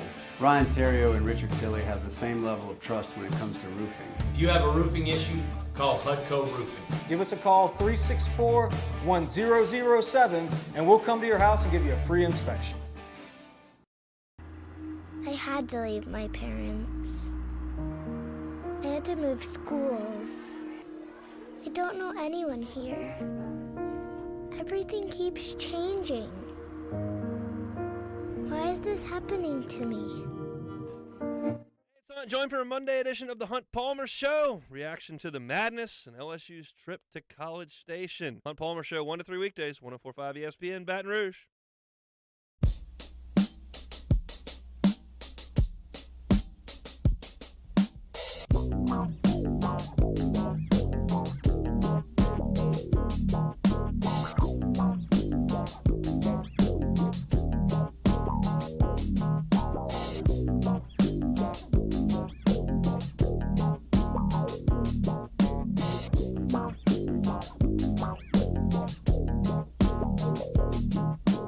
Nobody move, there's blood on the floor. And I can't find my heart. All-Star Toyota presents Off the Bench with Hester and T-Bob. ESPN Baton Rouge, New Orleans, Alexandria, and 1130 The Tiger. Yo, what's happening, y'all? Welcome back to OTB. Fellas hanging out with you this morning. Shout out to everyone hanging out on YouTube. Got a pretty big number there right now. Hit the like button, my friends, and tell the algorithm, which is monitoring the stream, like, oh, there's a lot of people in here, how much you like it and help grow the show. Great, easy way you can do so. Some of the weekend winners from chat. Fellow Degenerate says, hashtag weekend winner. Alexis Morris has perfected the jump into the crowd. I missed that. Scott Dice, weekend winner. Crescent City Kings being 4-0 in the Amateur to Professional Developmental League. I don't know who the Crescent City Kings are. Craig Granger, weekend winner of the NOLA Gold. That's right. Shout out Gold. Another big win for them. Brian Burgess, weekend loser was and is this cold weather. And then another weekend loser. Look. Talks about Jack Moss doing the gritty while losing 4-1 down 2-0 in series. Only problem is they did win that game. But I do feel you. The gritty was a bold choice after LSU hangs a 4 spot in any number one and you hit a solo shot. I'm not going to complain about the cold weather because it's coming. Yeah, exactly. It's coming. Yes. And when it comes, we're going to be like, oh, my God. Yep. Why, Lord, do we do this to ourselves? Yeah, and so weekend look, winner. a little extended cold. It's okay. The Green Bomber. My jacket. Big Probably winner. the most expensive piece of clothing I've ever bought at a time. And I thought I bought it too late in winter to actually wear it. And now I'm wearing it every day. It's a green jacket on a freezing St. Patty's Day. Could not have there's no worked doubt out. you wore that Saturday. Duh. Absolutely. Yeah. And green pants, which are new. So, I mean, coming up big. Damn, did you have a green turtleneck too? I did not. Okay. I did not. I thought about it. I have a fake Wiggles shirt that I made that makes me look like the Green Wiggle, but I did not end up wearing it to the parade. I probably should have, but I guess I've lost my way, and now I think I'm too cool to wear my Green Wiggle shirt. Too old. I thought this was also a big weekend for people who like talking about their bets, and I don't mean that in a negative sense.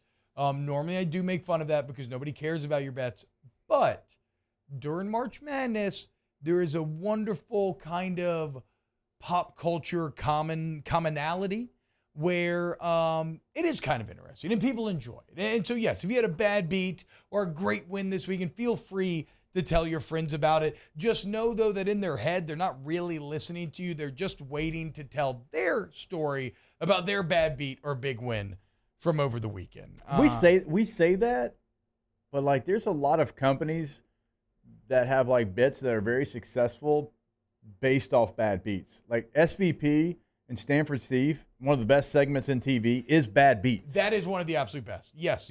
So like I know we all say we don't like to hear it, but it's kind of fun to like to see like, you know, the one that you're like, you lost that bet? It's fun to see what you showed us in Gonzaga because it's so absurd. But what you mostly end up with talking to people around town is, I was on the final leg of a 5-leg parlay and freaking Marquette couldn't get it done. Right? Like if you see an awful long odds insane beat, that is entertainment.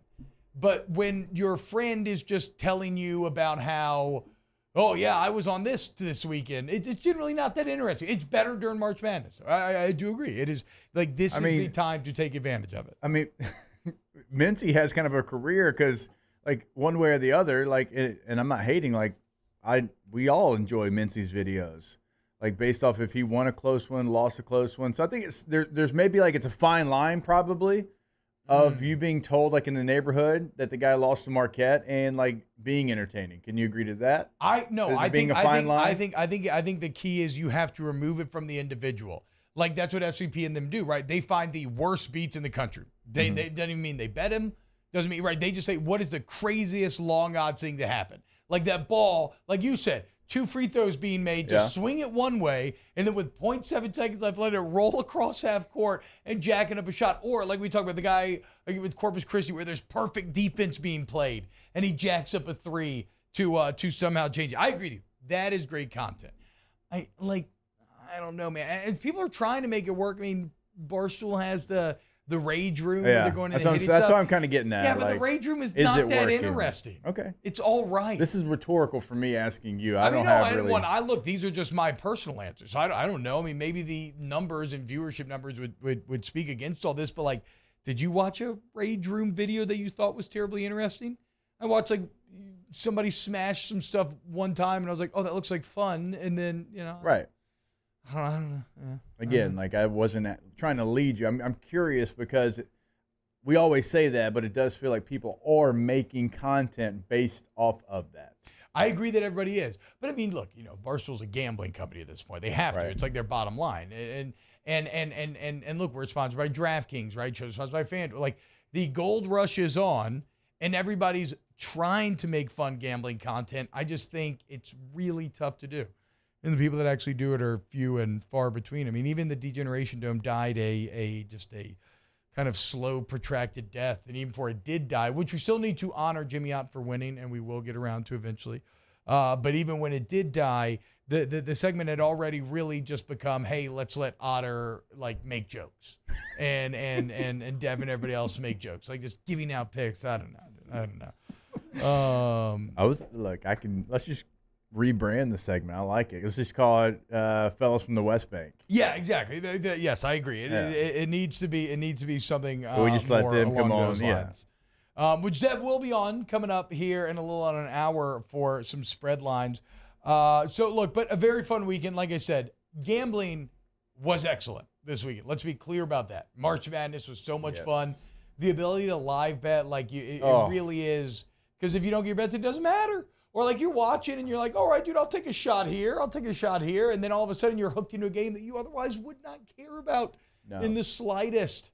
No, because not every NCAA game moves the needle for you. No. Like there's some 8-9 matchups, some 7-10 matchups that are Power 5 teams that you don't give a damn about. Yeah. Unless you've got a couple dollars on the game. Yeah. It keeps you intrigued. Like 1,000%. Miami, Indiana even. I'm like, I don't care about that one. But if you put a couple dollars on Miami, you're like, okay, now I'm in. Yeah, and then and then it's like, let's say I had this experience a lot where I am watching a game with someone and maybe I like walk in like halfway through. I'm like, oh, who are you on? And then, okay, I want to ride, I want like, let's tie our boats together and sail down this river together.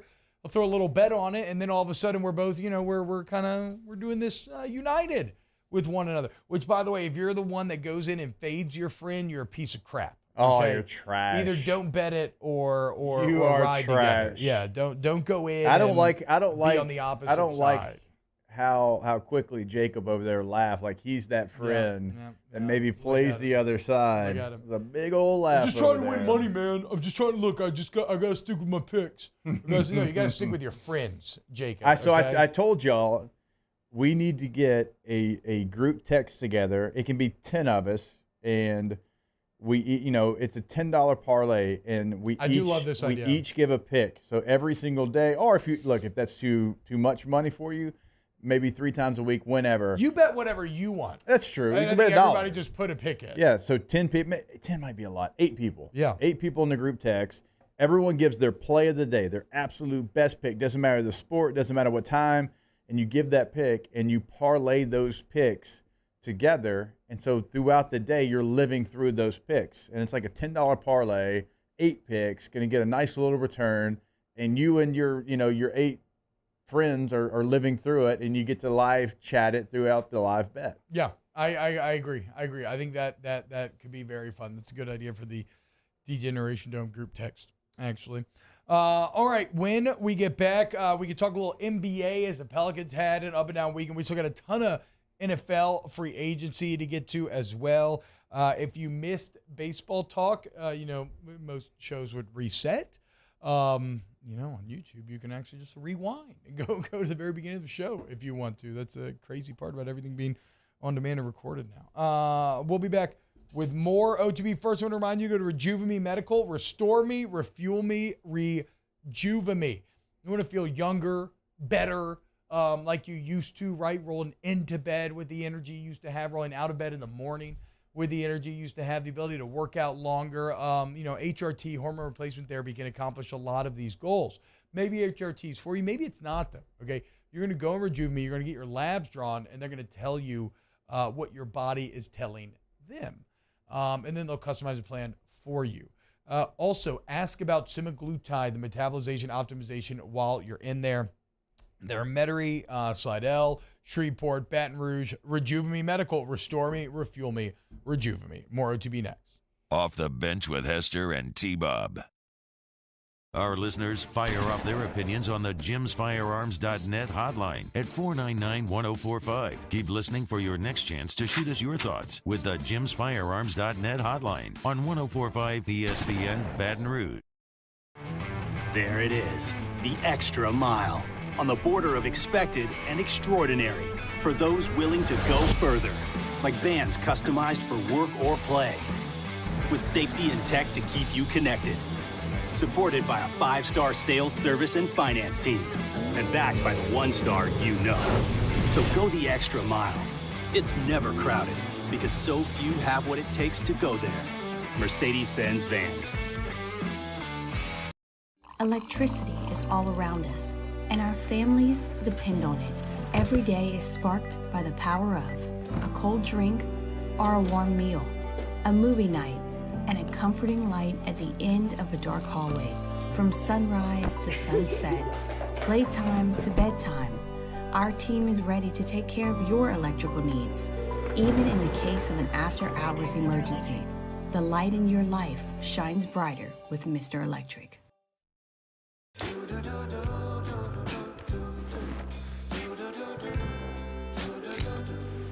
I've got that blue sky. I've got that sunshine.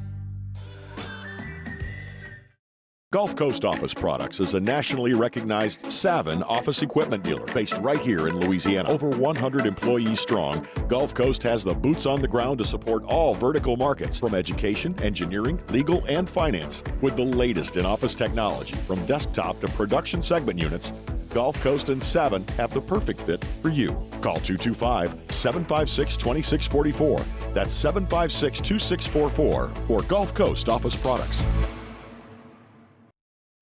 Louisiana. It's a place defined by culture, by pride, by passion, by people who do more than love this place. They celebrate it, elevate it, champion it. They are the individuals who embody what makes Louisiana great. The companies that make Louisiana a better place to work and live. The nonprofits leading transformational change in our communities. Champions of Louisiana are all around us, and LWCC is proud to celebrate them because we've always been Louisiana loyal, supporting the workers, the innovators, the change agents of this great place we call home. Who are the champions around you? Together, we can share their stories. Together, we can help our home state thrive. Together, we are Louisiana loyal. Always.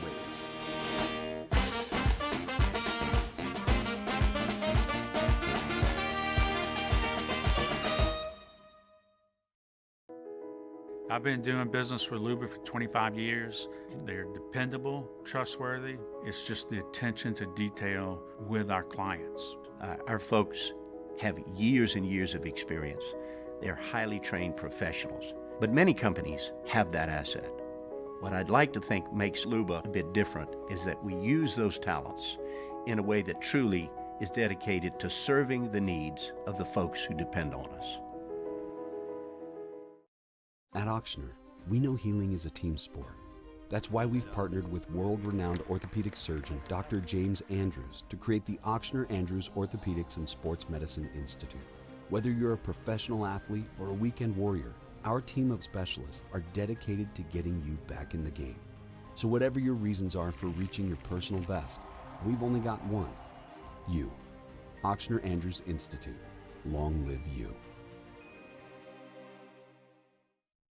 Hi, I'm Brandon Landry, founder and CEO of Walker. Hi, my name is Dr. Craig Green. This is Ryan Terrio with HUDCORoofing.com. Hey, it's Matt Moscona. No matter how big your commercial roofing job, HUDCO can help. My patients come to me because they trust that I can get the job done at a high level. Ryan Terrio and Richard Tilley have the same level of trust when it comes to roofing. If you have a roofing issue, call HUDCO Roofing. Give us a call, 364-1007, and we'll come to your house and give you a free inspection.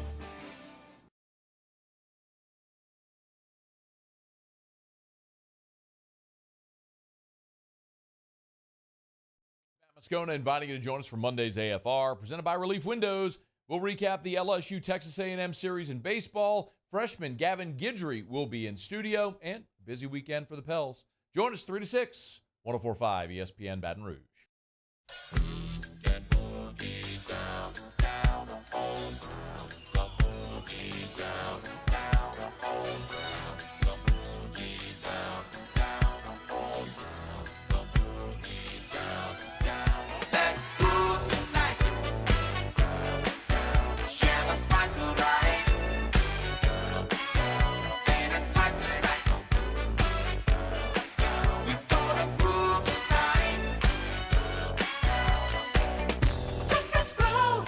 All-Star Toyota presents Off the Bench with Hester and T-Bob. ESPN Baton Rouge, New Orleans, Alexandria, and 1130 The Tiger.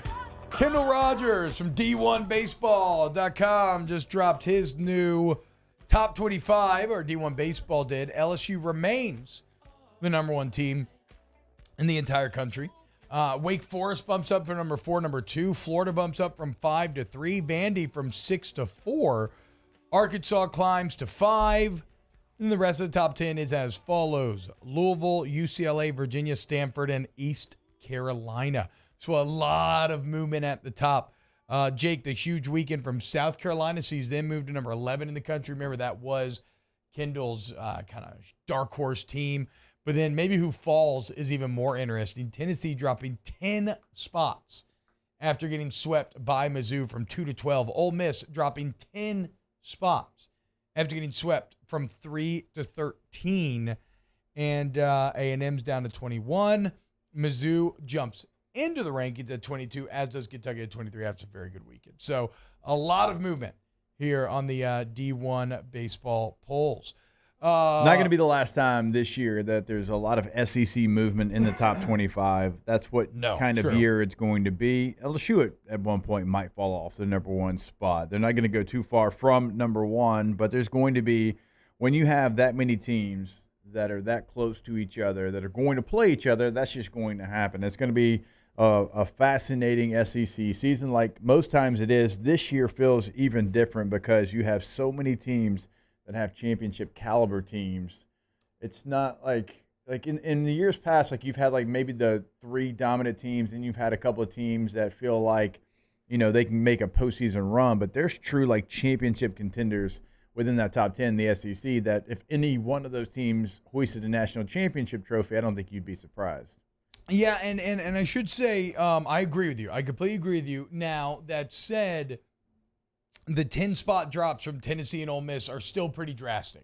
And it shows you just how bad that their weekends were, right? This was not just a like LSU, yeah, they went 2-1 and maybe the game 3 was disappointing. But even at 2-1, they're like, yeah, you lost the game, but like, let's be clear, you held the series, you dominated, so you still look like the number 1 team in the country, right? Like, if either of those teams goes 1-2, right, they probably only drop a couple of spots. You can kind of hand wave it away, but where's A&M? A&M dropped to 22. Or I just closed it out. Now my internet isn't working. Crap. I think they're at 21 or 2. Okay. They were at 15. So they've been kind of, you know, they started top 10 in the season. 5? Seen them go. go. Were they 5? I can't remember exactly. But I think Mario, you're the biggest baseball fan here. What are you talking about? Oh, yeah, for sure. Mario, you are the biggest Pelicans fan here. You're flocked in.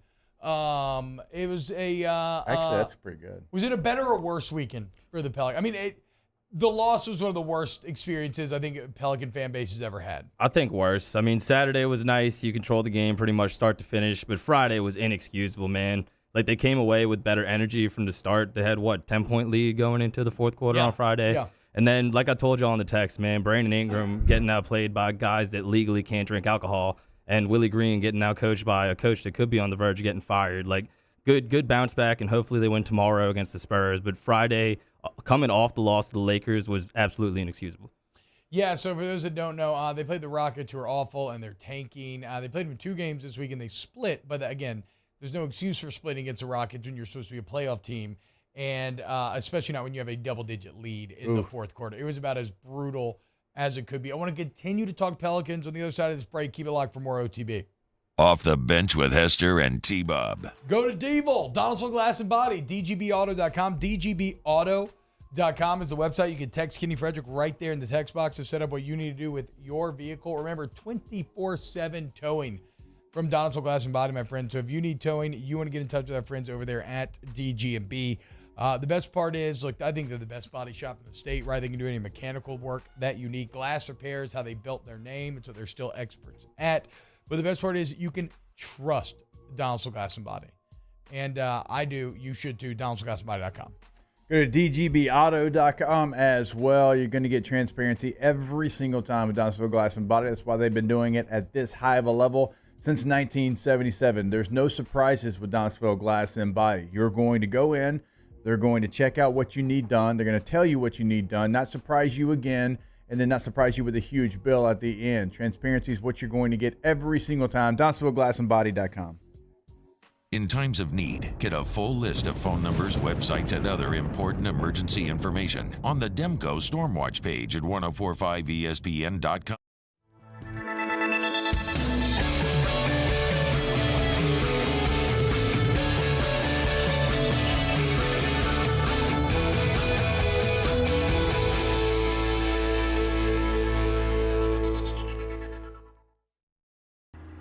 I had to leave my parents. I had to move schools. I don't know anyone here. Everything keeps changing. Why is this happening to me? I'm sure glad you're here. Change a child's story. There's a child in foster care waiting for a volunteer like you.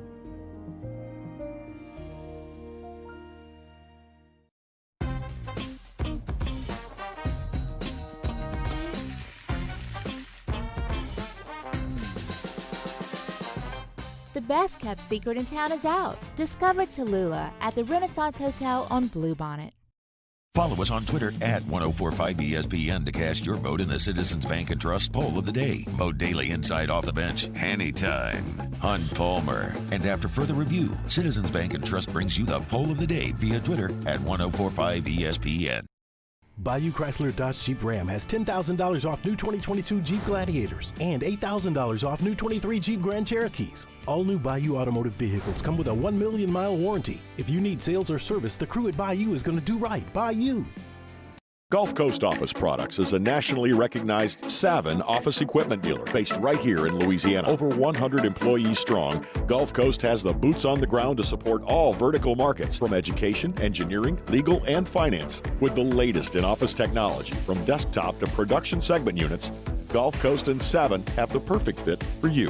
Call 225-756-2644. That's 756-2644 for Gulf Coast Office Products. Louisiana.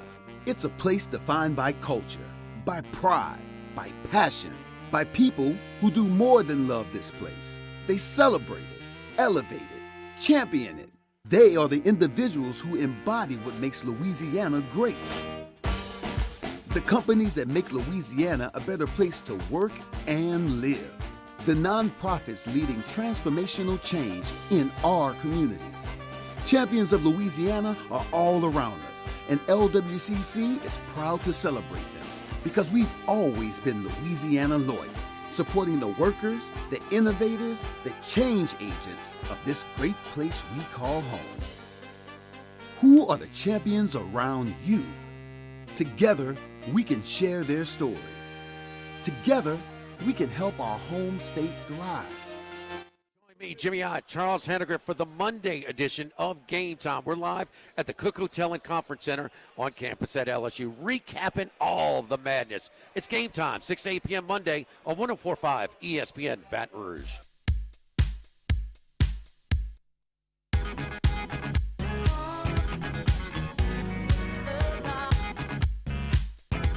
All-Star Toyota presents Off the Bench with Hester and T-Bob. ESPN Baton Rouge, New Orleans, Alexandria, and 1130 The Tiger. That means cool. Dripping. Welcome back to OTB. We got 5 minutes. Hey, can you get that Skeens video ready to roll here? Jacob, you're doing a great job, man, doing video production. Jacob, thank you. He's been training I up. appreciate that. And again, not you, even though everybody calls you Jacob. That's true. You are It's very Jake. true. That is not true. We got a lot to get to in hour 3. We're going to talk NFL free agency as there's CD Deuce news, Laramie Tunsil news. We still got to get to spread lines, just hold the mayo. I want to talk about a Larsa Pippen video that is hour 3 fodder not allowed in the first 2 hours, given its content. It's Larsa Pippen, Scottie Pippen's ex-wife, it just claims that they had an absurd amount of sex. Like you will be shocked at what she is claiming in a public forum. I also got a couple other clips that maybe we'll end up getting to. We'll see how much time we have. But for now, are we ready to go on the Skeens video? Here is, and Jake, this is one of my favorite videos. Who I'm rifling through my papers here. Who had this on their Twitter? I think it was the Pitching Ninja. Yeah, I think it was. Who's obviously a pitching expert. Oh, by the way, can I give a shout out to the SEC Baseball Twitter account? Not the official one. Right. But just at SEC Baseball. They do a great job of providing highlights and everything that went on throughout the entire weekend. But if you're watching this on YouTube right now, it is a supercut of Skeens just mowing people down. It is so nasty, dude. I mean, the confidence with which he's throwing this changeup and the slider, the way that guys are chasing it after they've been facing 98 down their gullet. It's a sight to behold. Yeah, and in early games, Ben McDonald was talking about, he's like, I want to see, what he's going to do once the competition goes up, how much he's going to rely on that 98, or if he's going to go to his secondary pitches. He wasn't calling him out. He's like, he didn't have to right now. He could just throw 98. These guys are going to catch up to it. Well, SEC play, you're going to have to. Well, we saw exactly what he was going to do with those secondary pitches. The last one was 100. Yeah. Can you imagine trying to hit 100 and then how 100 right there, 100 on the outside corner, painting the plate, and then you got to swing that right 91 slider. The 91 there, and then just is like, get out of here. He was like, get out of the box. I mean, what are you doing? I love Paul Skeens. Every bit the killer that he was promised to be. So a great job there by baseball as a whole. Again, I think if we're talking about things you want to improve on, you need to get more out of Floyd and Thatcher Hurd in terms of just how deep they go. No, I don't know, Jake. Did you feel like there was a fast hook on Hurd on Sunday? I mean, look, again, Johnson & Johnson knows way better than I do. But it feels like with what happened afterwards, that maybe could have left Hurd in. The bullpen looked a little vulnerable for the first time this year on Sunday as Riley Cooper came in. He just didn't have it. Christian Little looked as if he was about to save the day and get out of it. He walks the first guy face, but then he comes back with 2 huge Ks, bases loaded, and then with 2 strikes right on the edge of sealing that series, basically. Credit to A&M. Ends up winning the one-on-one there with Little. So, look, you need day 2 or 3 starters to go a bit deeper. I'm not overly concerned about the bullpen, but, Sunday wasn't the best day for them. And then, again, I'm interested to see what you do with Paxton Kling, who obviously Jay Johnson has a lot of belief in. And sometimes the worst thing you can do is just panic on a guy and move him around. But, I think you keep Kling in the lineup. I guess the question is, do you keep in that leadoff spot? Yeah, we talked about that in the open of the show. Certainly something to pay attention to. We had a question in the chat about Paul Skeens. How did he end up at Air Force coming out of high school? Well, out of high school, he was the 400th overall player, 35th in California, 35th catcher. Sorry, 35th catcher in the country, 55th in California, the 7th catcher in the state of California. And I'd say he's a late bloomer because at Perfect Game in 2019, when he was coming out, fastball topped out at 91 miles per hour. When's his birthday? So I would say he is a late bloomer. Do you have his birthday in front of you? I do not have his birthday in front of me, but at the time, he was 18 at the draft. So I've been coming out of high school. I've been thinking a lot about that book, Outliers. Again, it's pretty fascinating how much birthday can kind of factor into your athletic success. But we can get to that hour 3. Keep it locked here on OTB. Off the bench with Hester and T-Bone. Bayou Ford has $10,000 off MSRP on select new 2022 Ford F-150 trucks. $10,000 off plus 0% financing. And all new Bayou Ford vehicles come with a 1 million mile warranty. The crew at Bayou Ford is going to do right by you. Hi, I'm Brandon Landry, founder and CEO of Walker. Hi, my name is Dr. Craig Green. This is Ryan Terrio with HUDCORoofing.com. Hey, it's Matt Moscona. No matter how big your commercial roofing job, HUDCO can help. My patients come to me because they trust that I can get the job done at a high level. Ryan Terrio and Richard Tilley have the same level of trust when it comes to roofing. If you have a roofing issue, call HUDCO Roofing. Give us a call, 364-1007, and we'll come to your house and give you a free inspection.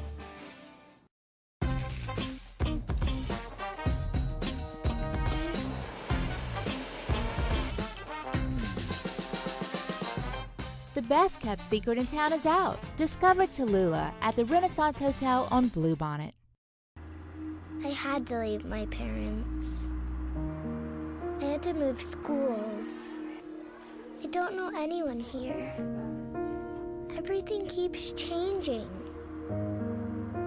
Why is this happening to me? I'm sure glad you're here. Change a child's story. There's a child in foster care waiting for a volunteer like you. Gulf Coast Office Products is a nationally recognized Savin office equipment dealer based right here in Louisiana. Over 100 employees strong, Gulf Coast has the boots on the ground to support all vertical markets, from education, engineering, legal, and finance. With the latest in office technology, from desktop to production segment units, Gulf Coast and Savin have the perfect fit for you. Call 225-756-2644. That's 756-2644 for Gulf Coast Office Products. Louisiana.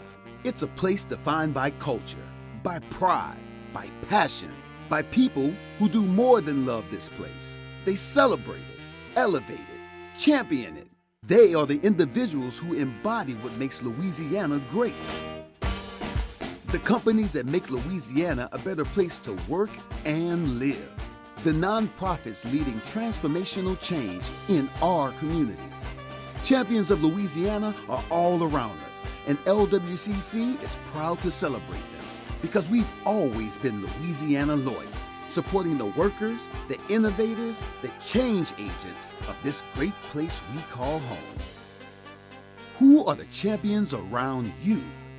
Together, we can share their stories.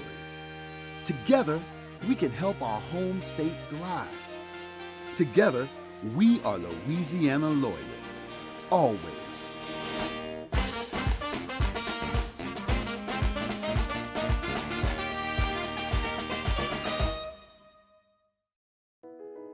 I've been doing business with Luba for 25 years. They're dependable, trustworthy. It's just the attention to detail with our clients. Our folks have years and years of experience. They're highly trained professionals. But many companies have that asset. What I'd like to think makes Luba a bit different is that we use those talents in a way that truly is dedicated to serving the needs of the folks who depend on us. At Ochsner, we know healing is a team sport. That's why we've partnered with world-renowned orthopedic surgeon Dr. James Andrews to create the Ochsner Andrews Orthopedics and Sports Medicine Institute. Whether you're a professional athlete or a weekend warrior, our team of specialists are dedicated to getting you back in the game. So whatever your reasons are for reaching your personal best, we've only got one: you. Ochsner Andrews Institute. Long live you.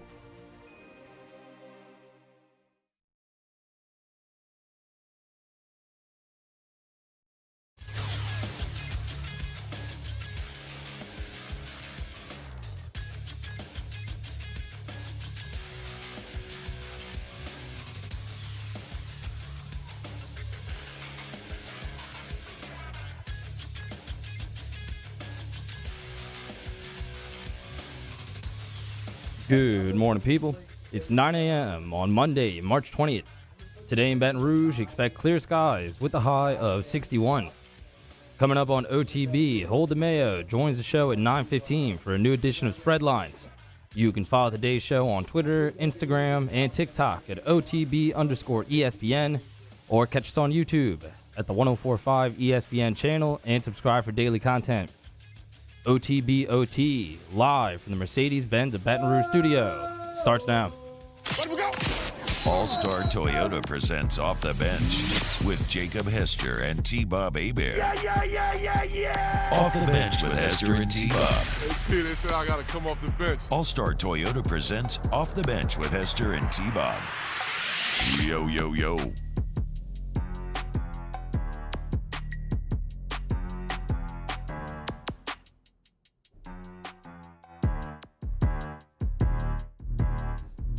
What's happening, y'all? Welcome back. OTB, hour number 3 here on a Monday. Having a great, fun Monday show. Recapping a great, fun weekend.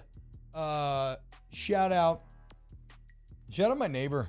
You might have seen it on my Twitter. Hey, say neighbor. The 3-team setup, or the 3-TV garage setup for my boy Blake was just incredible this week. And the amount of Cold Coors Light I took down while watching sports. I think I did a full case of 24 on my own. Not in one night, but over the 3 days. Not in one night, one afternoon. No. In 3 different afternoons. Okay, thank you very much. No judgment here. But a fantastic weekend it was. Oh, crap. Now I forgot where I was going. Oh, Citizens Bank and Trust poll question of the day. We still need we'll word out and get up our tag team question on Dylan Cruz and Tommy Tanks. The other one I wanted to ask, I forgot again. God dang it. What's going on with my brain? I just had it. It was, I think it was something that I thought was going to kind of troll Mario maybe, but now I don't remember what it is. I know. Hate to see it. Hate to see it, don't you? You lucked out, Mario. Danny's not here to remind you. It will come back to me. It may not even have been somebody. I can't remember what it was. It'll come back to me. God, I thought it was going to be funny or interesting. And now I've probably set it too much up where, like, if I actually do remember it, it's not going to be funny or interesting. Some NFL free agent news to get to.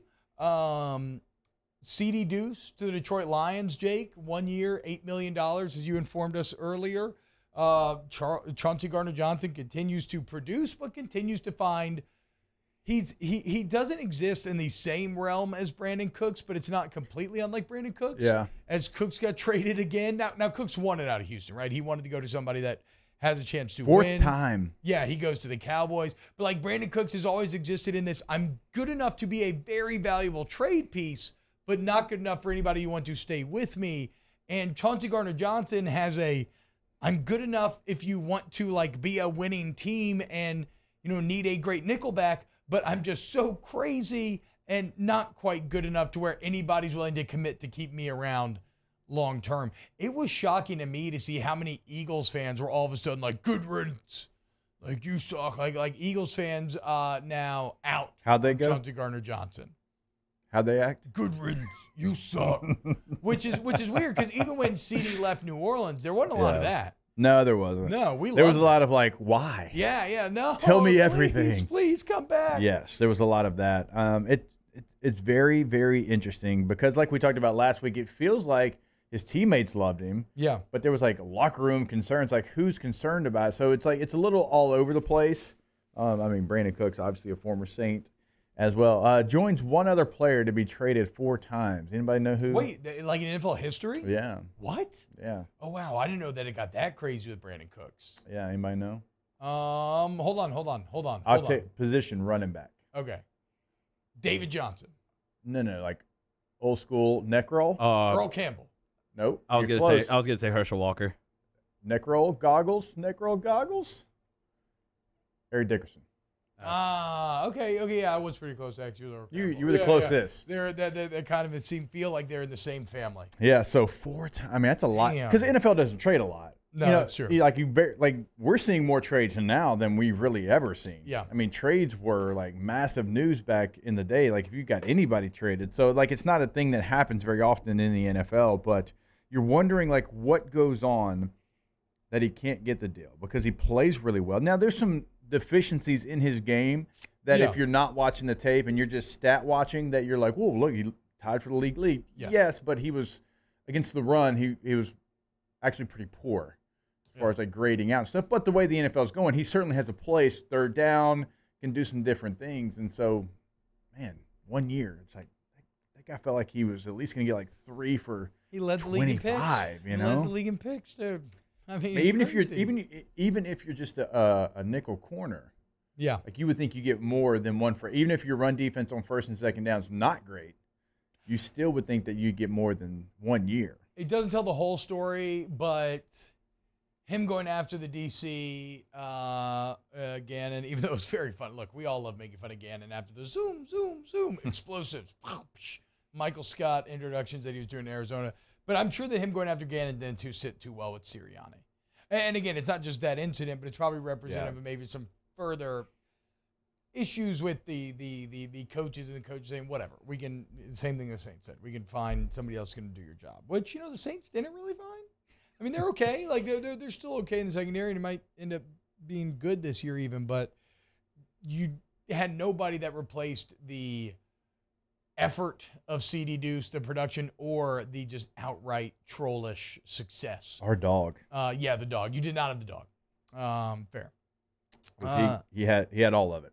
Yeah. Again, I'm mad we never got to see Tyron and CD Deuce together. Old Time Football is an account that I love following on Twitter, Jake. They got some cool stuff on there, man. It's at @OL_time football.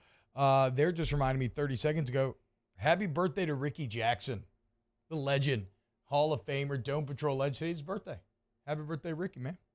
Yeah, I had an autographed jersey that I got from him. So we went to a Saints game. We somehow got to the locker room area of the Superdome. I don't know how my parents pulled it off. Maybe my dad flashed his badge or my mom talked her way back there. I'm not sure. But we got autographs from Ricky Jackson and from Morton Anderson. Now, this is like the Great Dane. Like my mom didn't have a Sharpie because I think we were surprised that we got down there, one of those situations. Yeah. So my mom got them to sign our jerseys with her eyeliner pen. Did that stay? Do you still have the jerseys? They're at my dad's house. They stayed for years. Okay. So I don't know if it just over time just settled. I don't know if we weren't allowed to touch them. My dad probably still has the jerseys somewhere, but I that's like a vivid memory. I was probably like, gosh, Memphis' age, maybe younger. Probably like the Dome Patrol. I was probably like 6, 7. The only thing that could have potentially been cooler is that Dome Patrol poster being signed. Yeah. The one where they're all like swatted up and looking just ready for business. Other interesting NFL free agency news, Adam Thielen on a 3-year deal to Carolina, boys. Panthers. Look out. Okay, now. Making some moves, man. Okay, now they're trying to give they're trying to, so I think the twofold. Look, they're going to bring in a young quarterback, right? So obviously, they're going to have Baker. So obviously, just they want to give their quarterbacks weapons to work with. But also, look, Adam Thielen, I think, played a pretty big role in kind of developing Jets. I think that's fair to say. And it's not to take away anything from Justin Jefferson. I mean, he clearly made himself the alpha. But he was great to have with him. Yes, he's like the old salty vet. So when Jets is younger, they're kind of helping each other. But he's shown how to be a pro.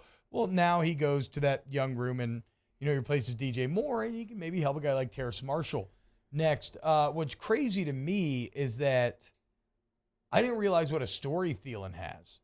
He played at Division II Minnesota State Mankato, which is a really big school apparently, but just Division II in football.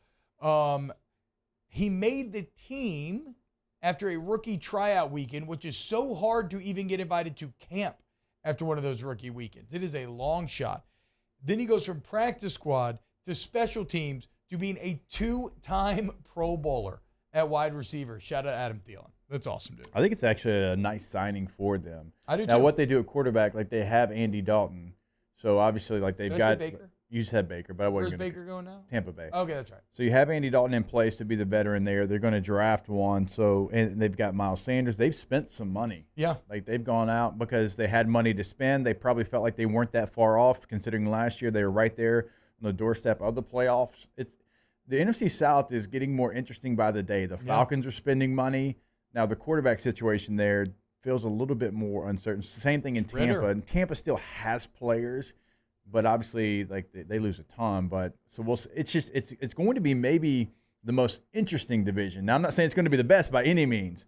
Yeah. But these teams are trying to make a push because they do feel like it's there for the taking. So it feels like if we That's a good point. if we make a move here, we don't have to be world beaters, but we can go out there because the division was not that crazy last year as far as from first place to last place, obviously. Yeah. So I guess I never thought about that. Everybody being so bad incentivizes everybody to be you know what, maybe we can make it. Oh, they were okay. I mean, they're all like around 500. So There were okay. no, like, Not even bad. Like just so okay. There were no like 4 and 13 teams, right? It was 8 and 9 and then 7 and 10 for everybody else. So yeah, so right below average that it's like, yeah, we can do it, dude. It could be us.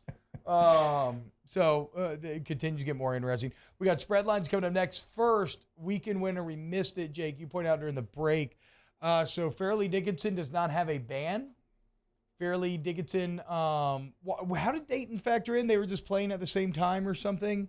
No, they weren't even in the tournament. I guess it's just because of location. They were hosting, right? Is Dayton, okay. So Dayton's band learned Fairleigh Dickinson's fight song and to previously play for them, and then traveled to March Madness with Fairleigh Dickinson, or was there to play for them. And we'll start this over with sound if we can, boys, because I think this is a song that you might recognize, the old FDU fight song here.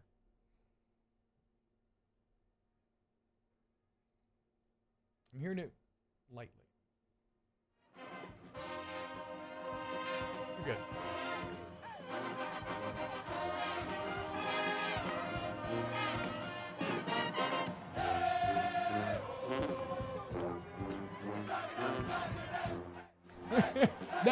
No, Mario. It's not. It's not what you think Mario. It is. You panicked. You Mark. panicked, bro. You hit the volume slider. You heard it panic there.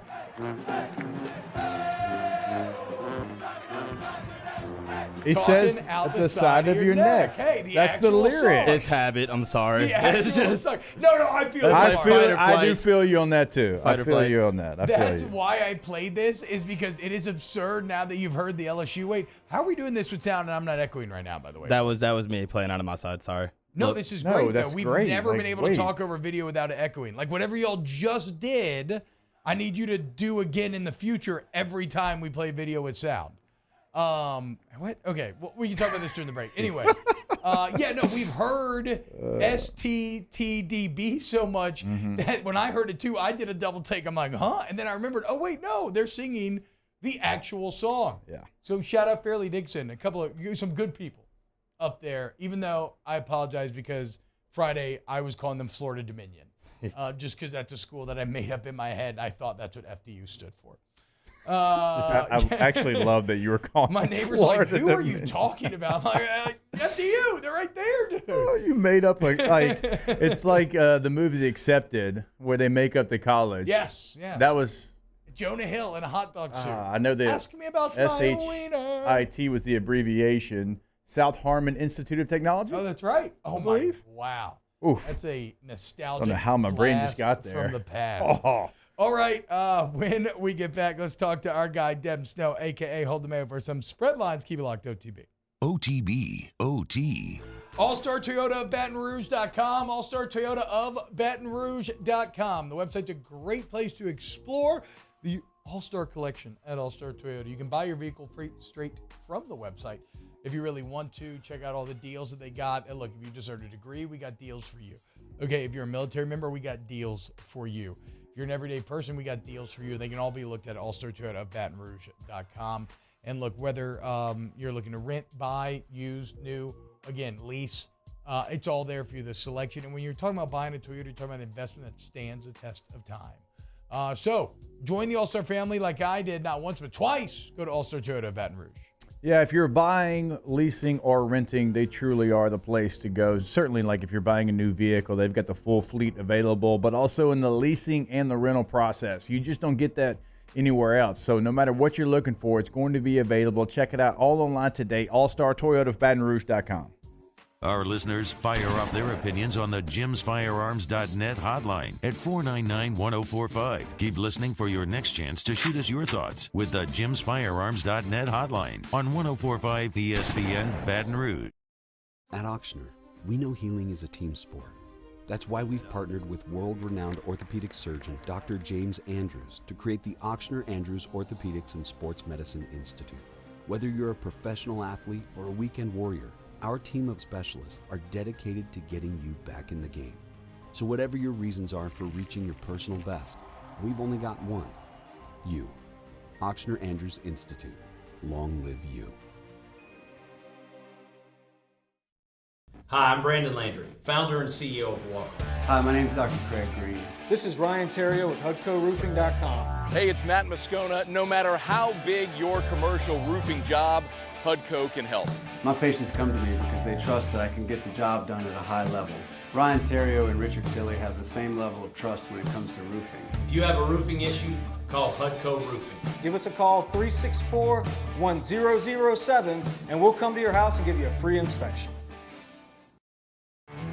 There it is, the extra mile, on the border of expected and extraordinary, for those willing to go further, like vans customized for work or play, with safety and tech to keep you connected, supported by a 5-star sales, service, and finance team, and backed by the 1-star you know. So go the extra mile. It's never crowded, because so few have what it takes to go there. Mercedes-Benz Vans.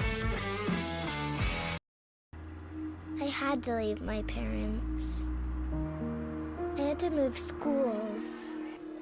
I don't know anyone here.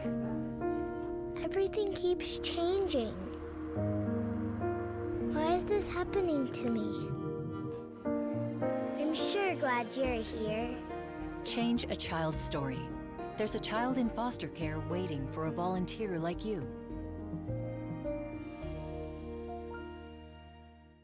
Gulf Coast Office Products is a nationally recognized Savin office equipment dealer based right here in Louisiana. Over 100 employees strong, Gulf Coast has the boots on the ground to support all vertical markets, from education, engineering, legal, and finance. With the latest in office technology, from desktop to production segment units, Gulf Coast and Savin have the perfect fit for you. Call 225-756-2644. That's 756-2644 for Gulf Coast Office Products.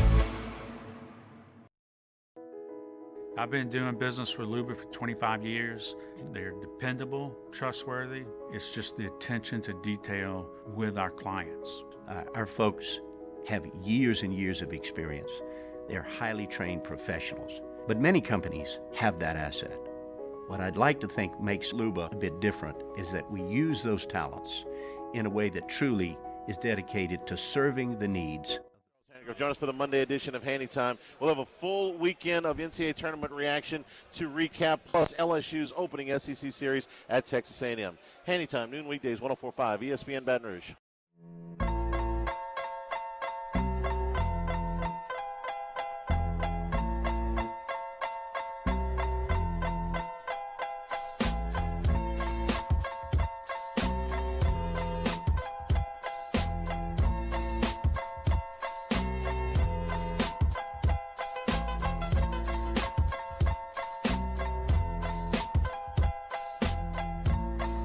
OTB OT with Hester and T-Bob on 104.5 ESPN Baton Rouge and 94.7 ESPN Alexandria. Spread lines with Devin Snow, a.k.a. Hold the Mayo. Presented by DraftKings. Yo, what's up, y'all? Welcome back to OTB, one of my favorite times of the week, where we talk to our guy. The boomers hate him. Try to come at our guy. Call him Condiment Boy. They're jealous. He wants all the smoke. They're jealous because he's creating an empire. It's my man, Hold the Mayo, hcmsports.com/shop. Go get yourself a shirt. You see him all over the place. Look at this MFer right here. I feel like I see that shirt in the wild constantly. For sure, yeah. Dev, what's going on, brother? How we feeling this Monday? Feeling great, man. How y'all doing? Doing well, man. It was a super fun weekend, you know? I can't complain. Yeah. St. Patty's Day was great. Like I said, there were a ton of sports on, of like whatever varietal you were into. You could watch something that intrigued you this weekend. So, yeah, I think I'm doing pretty great on this Monday. Yeah, I mean, bets kind of were all over the place for me. But, yeah, dude, I'm not going to just sit there and not bet on March Madness. I'm not. Yeah. I'll be the first to tell you, I'm not a big college basketball guy, but No. I can't just sit there and not try. And Princeton was one of my good picks. So I mean, there you go. Yeah, so I did all right, but not so all right. But also, UFC. I did all right, but not so all right. That is the most gambling sentence I have ever heard in my entire life. Like, that's how our brains work. Even though we're losing money, we're like, yeah, we did. Yeah, I did all right. And then you look at it, you're like, okay, maybe not so all right, but I still did all right. there's a couple ways to look at it, because I heard you talking about the guys that like send you parlays and stuff like that. And, I thank God every morning that I'm not that way. Like I don't send my friends my parlays, and, because I got a bunch of buddies there in my text right now, and it's just all their parlays, man. It's like 7 guys in the NBA on a double-double. And it's like, what do you want me to say, dude? You want me to be like, yeah, you're going to hit that. Exactly. I never know what to say. How are you supposed to respond? Like, okay, that's cool. I like Lauri Markkanen. Sure. Yeah. Hell yeah, man. That'll work out. Hey, Dev, so a few topics to get to on spread lines today. First off, we talked about last segment, CD Deuce joining the Lions. And you ask an interesting question here. Did the Saints end up winning the CD Deuce trade? That question wasn't interesting at all until literally like last night. But it just starts, you got to think, man, why did he get a 1-year, $8 million deal? Like, why is he on another deal like that? I thought that would have been handled by now, but obviously the Saints knew something. They had to know something, man. Like something just wasn't going to work out. We got a 5th and a 6th for it. The Eagles got him for a year. Now he's going to Detroit. So I don't know. I guess just my conclusion is the Saints had to have known something. Yeah, I mean, look, I think you're right. There is more interest in did they win the trade. I still think, the Eagles went to a championship, right? So it's hard to say that they didn't get what they needed as well. Who did the 5th and 6th turn into?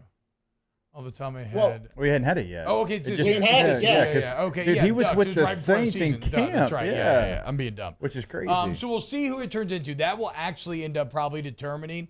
Right now, I would still give a slight edge to Philly, but to your point, Dev, it doesn't feel nearly as much like it did last year when CD's dominating. The Eagles fans are falling in love. I think it's not that hard to explain, Dev. I think he just rubs against management.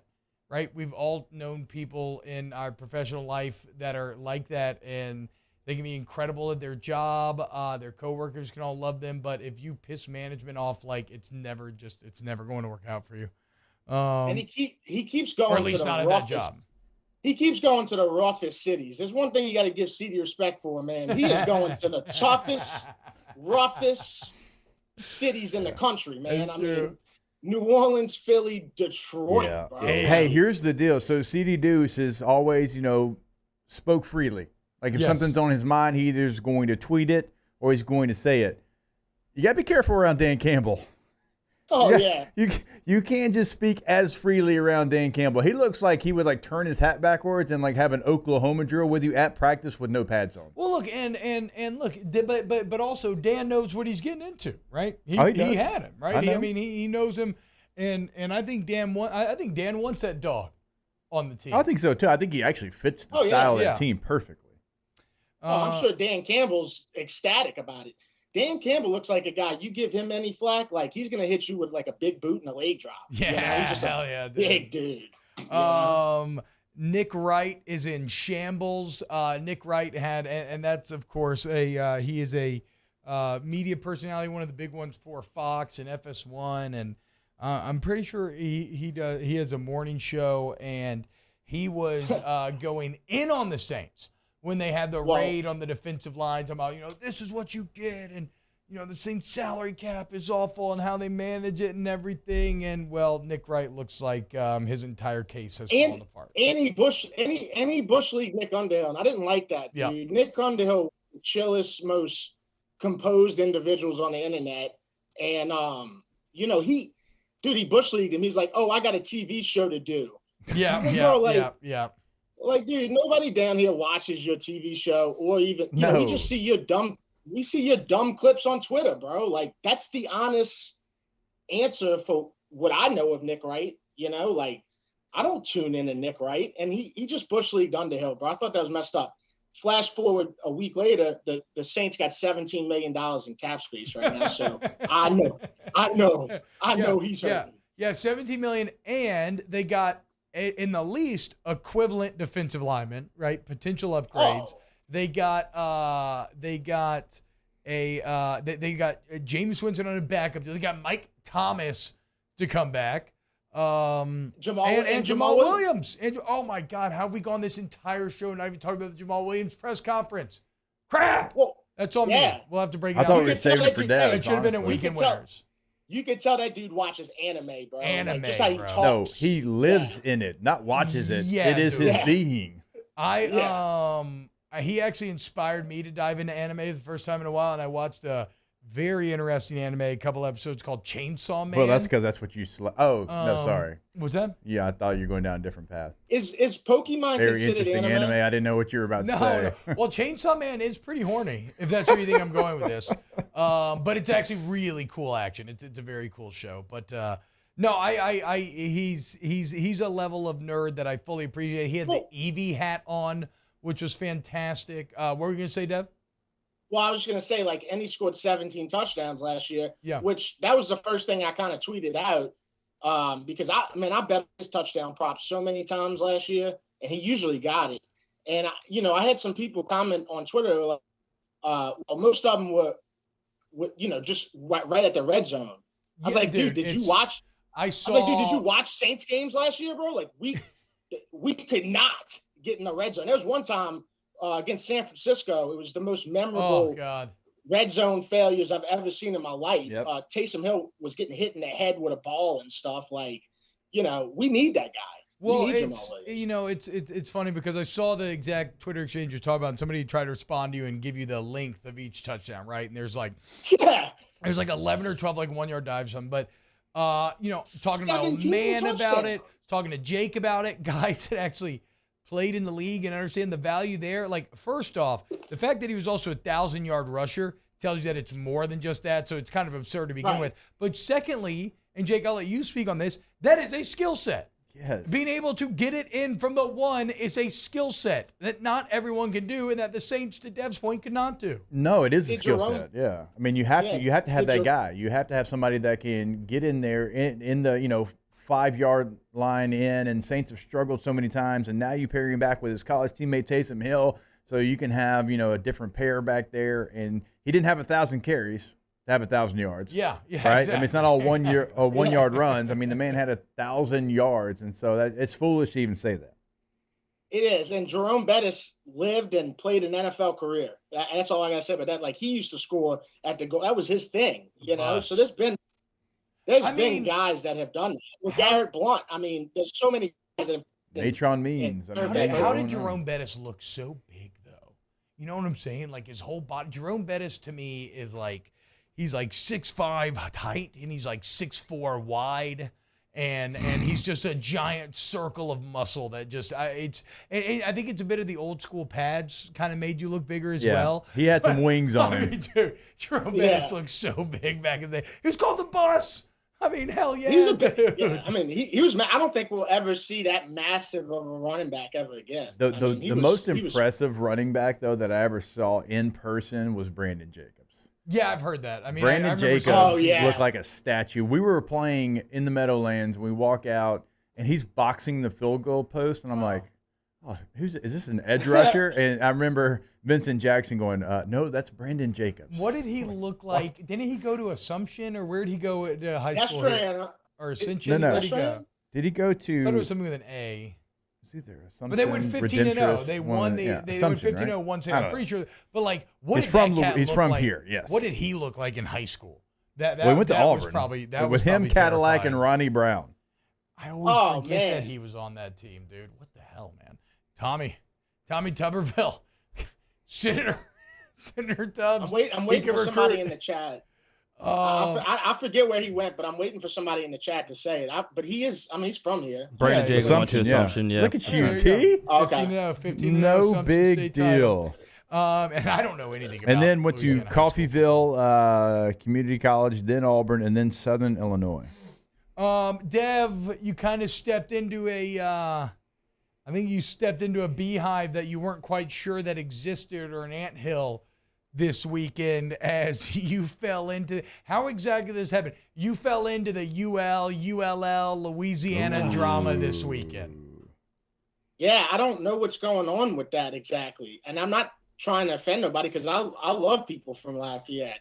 But, I'm watching the Lafayette basketball game, and there's like 3 different abbreviations on how they show in this team. They did it really dumb on the scoreboard. But I think that was them though. Yeah, that's true. I think that is. From I think UL, because actually. hey, do you want us to? We can't put UL. That's Louisville. Now you want us to put ULL? Yeah. Oh no, we can't. That makes sense. You can't. Right. You can't put that. Like the only reason I stay with it's not to disrespect them. Like they have actually a really good sports program department. But like if you're not ULL, then how does UL Monroe stay UL Monroe? Like y'all came in this thing together. Yeah, I mean, I can't disrespect the 318. I'd say Jake's 318 ties are too strong to allow that UL. I just say UL. It's like pronouns. It's like whatever you want to be called, man. I'm gonna call you what you want to be called. You want to be UL? I'm down. You want to be Louisiana? Like I'll call you Louisiana. I don't give a damn. I just call them the Cajuns, man. It's smart. And if That's you just smart. call them, if you just call them the Cajuns, you got no problems with nobody. But the second that you say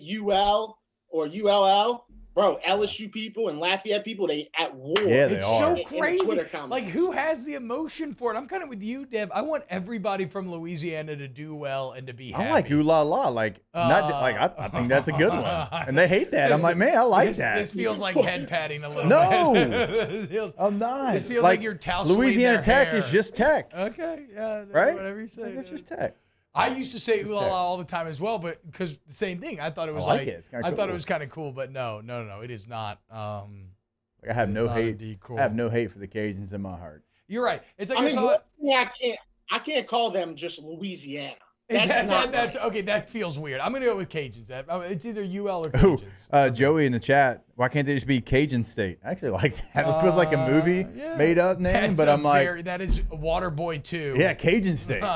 Their new expansion. That's a new school. Cajun Let's start State. that new school. I mean, we have states that teams that are states that aren't really states. Fair. All the time. Very fair. Fresno State. Not state. I never thought about that. Huh? Yeah. How about that? That's weird. Yeah. Yeah, so it was very funny, though, Dev, watching you from afar kind of get blindsided by a proxy war that you didn't even realize has been raging for years and years. Those are my favorite things. Like the things that I truly, sincerely, I have no clue what's going on with the drama, but then I'll fall into it, and it's like, they were at war, bro. I can't stress it enough, man. They do not like each other. Like some of these LSU people and bro, they do not like each other, bro. I think that's so from Alexandria and below, that's like a thing as far as LSU fans and Raging Cajun fans. Yeah. Now above that, it's Louisiana Tech fans and LSU fans. Okay, Because where I'm from in Shreveport, like you really didn't talk about ULL. Like it was always Tech fans and LSU fans that kind of would go back and forth a little bit. No, and UL's built an incredible. Athletic they department. have but I mean like an incredible branding sports bubble, like the same way that we have a bubble here in Baton Rouge, right? For local radio, we're way more successful than we should be at a time when like local radio is kind of like getting outsourced or failing or struggling everywhere else, right? Well, in UL down in Lafayette, they got the same thing where man, they have stations that are very successful that just talk Cajuns all day. And, I went on the Lafayette radio show and I called it ULL, and he literally stopped. He stopped. And he was like, no, Dev. Oh, no. Yeah, he was like, dude, we don't do that here. I was like, hey, say now, Mo, I know you're not from around these parts, but listen up. Hey, the commissioner of the American Conference, Oresco, like he's the same way. If you say Group of Five and Power Five, he's like, whoa. Actually, it's P6. Look on the back of our helmets. Wow. It's P6. We are not a Group of Five. Like he won't allow you to call the American a Group of Five conference. Okay, but same way he'll stop you. What, pronouns, whatever. Cool. You want to be Power 6, dude? You can be Power 6, dude. I don't give a damn. One other war that's been raging is Louisiana coastlines against Nutria-Reds. And what this has led to is, I'm pretty sure this is still a thing. I know it was for years, right? Like the state actually pays you for NutriPelts, right? Which is why it was very shocking to hear a story about a pet Nutrirat, Nudie, that I guess was living in New Orleans with a family. Wildlife and Fisheries shows up, they take it away, and then they get bullied into giving Nudie the pet back. How about it, Dev? Just about as Louisiana of a story as you could possibly find. It is. It is. Yeah, I mean, when I first saw it, I was like, wow, they arrested this Nutrirat. You know, they must have been really bored. But I followed it. Bro, this was a Facebook trending local story. Like, Facebook was on this. It sounds like a Facebook story. Give me the details, though, because I don't know much about it. This is what I know. I know that it's a Metairie fan, or they in Bucktown, so somewhere in Jefferson. Shout out Metairie. Bucktown. Love Bucktown. Yeah, and they had this Nutra, I believe, for like 15 years. What? Something like that. Yeah, raise this Nutrirat. You know, people would come over, you play with the Nutrirat. That's disgusting. Oh my God. Yeah, I guess I don't know what led to the Animal Patrol coming to pick the Nutrirat up, but I mean, man, they were not having it. Facebook was not having it, and the last I heard is the Nutrirat got returned to the family because they were taking them to Baton Rouge just to go put them in some Nutrirat resort, which I didn't even know we had that. What? But was it Nutri Preserve? I thought we like killed them and got paid to kill them. Right. Like, it's like every time I get on the road, I see a dead Nutrirat. I'm sorry, but I see a dead Nutrirat. But now we care. I actually love this. I had no idea they had it for like 15 years. So this actually is, like, emotionally, this is like someone showing up at your house and taking your dog. Like cuffing your dog and walking him out in front of you in handcuffs. He's like, I'll be back. Don't worry. Dude, I am looking at an article on the businessinsider.com. It says beaver-sized rodents are devouring Louisiana. Yeah. No. They've been, they're awful. They eat away at the coastline underneath, but not Nudie. We don't want to paint with a broad brush, okay? Not all Nutrirats are the same. Nudie seems like he's been a great, valued member of the family for a long time. I mean, this was a house rat too. This isn't like they're not like letting them out to go play with the cats and stuff. Yeah. Like, this guy lived in the house. This rat lived in the house. You know? Oh my gosh, this is fascinating. Like, they brush its teeth. I mean, the next headline is Nutrirat. If you can't beat them, eat them. Yeah, I'd be down to try. I mean, there's some headlines here. Oh, I'm sorry. It wasn't 15 years. It was 3 years. Sorry. 3 years, same thing, dude. Who cares, dude? Yeah. 15 years sounds better. Hey, read it. Like, come on. You live with a Nutrirat 3 years, man. Like, you might as well be 15. To keep him, man. Yeah, exactly. Yeah, might as well be exactly. 15. Yeah, that's right. Functionally, it's the exact same thing. Dev, thank you so much, man. Love talking to you every single Monday here on Spreadlines. What you got going on the site? Tell people where you're going to be at for RB&R Day. Probably going to Picayune, Mississippi today. To this place, Two Sisters. Shout out Mick Cole. Is that what yeah. Oh, okay. Wait, and, Two Sisters, you said? Yeah, it's a place in Picayune. Heard phenomenal things about it. Oh, okay. Seriously. Okay. And then I'm running in the Crescent City Classic for the second year in a row. Have you done any training this year? Last year you went in completely cold and like fresh off smoking a couple heaters, you straight up ran in a 5K while drinking beer. Yeah, I did. I'm doing some training. I quit cigarettes. That's my training. Yeah, there we go. We're rolling. I did an hour and 15 last year. I'm trying to do better than that this year. Last year, I was burning Joe, running around in untied Air Max, and drinking beers. Like, it was a blast, but it's hard to compete, if you will. Oh my God, dude, that's fantastic. HTMsports.com/shop. Take it easy, Dev. We'll talk to you later, man. All right, y'all take care. See you, Dev. All right, when we get back, more OTB. Keep it locked. OTB, OT. In times of need, get a full list of phone numbers, websites, and other important emergency information on the Demco Stormwatch page at 1045ESPN.com.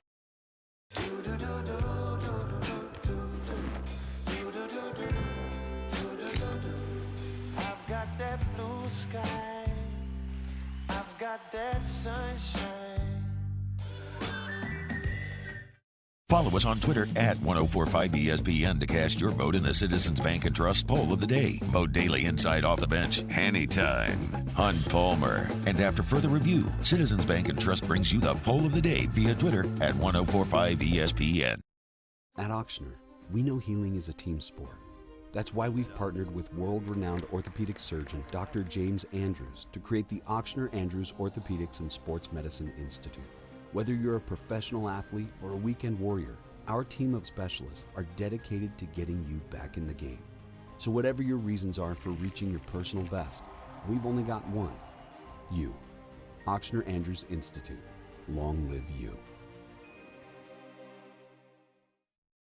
Moon Griffon is back. The voice of Louisiana politics makes his return to Baton Rouge. Catch the Moon Griffon Show weekdays from 9 to 11 a.m. on Talk 107.3. Louisiana. It's a place defined by culture, by pride, by passion, by people who do more than love this place. They celebrate it, elevate it, champion it. They are the individuals who embody what makes Louisiana great.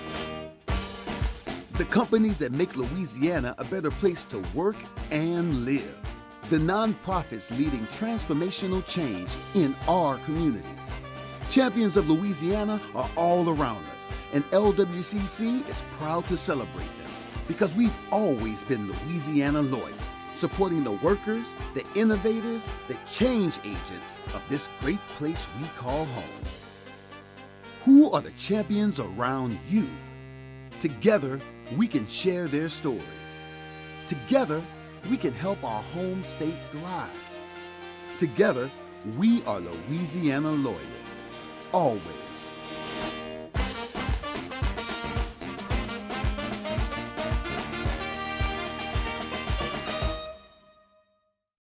Hi, I'm Brandon Landry, founder and CEO of Walker. Hi, my name is Dr. Craig Green. This is Ryan Terrio with HUDCORoofing.com. Hey, it's Matt Moscona. No matter how big your commercial roofing job, HUDCO can help. My patients come to me because they trust that I can get the job done at a high level. Ryan Terrio and Richard Tilley have the same level of trust when it comes to roofing. If you have a roofing issue, call HUDCO Roofing. Give us a call, 364-1007, and we'll come to your house and give you a free inspection. I had to leave my parents. I had to move schools. I don't know anyone here. Everything keeps changing. Why is this happening to me? I'm sure glad you're here. Change a child's story. There's a child in foster care waiting for a volunteer like you. Gulf Coast Office Products is a nationally recognized Savin office equipment dealer based right here in Louisiana. Over 100 employees strong, Gulf Coast has the boots on the ground to support all vertical markets, from education, engineering, legal, and finance. With the latest in office technology, from desktop to production segment units, Gulf Coast and Savin have the perfect fit for you. Call 225-756-2644. That's 756-2644 for Gulf Coast Office Products. Electricity is all around. Join for a Monday edition of the Hunt Palmer Show. Reaction to the madness and LSU's trip to College Station. Hunt Palmer Show, 1 to 3 weekdays, 104.5 ESPN, Baton Rouge.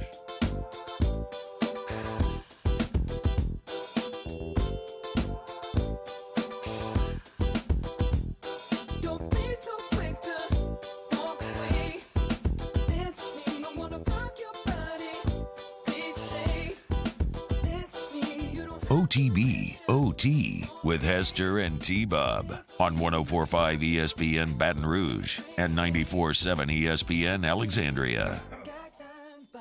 A lot of Jazz Fest talk going on in the chat.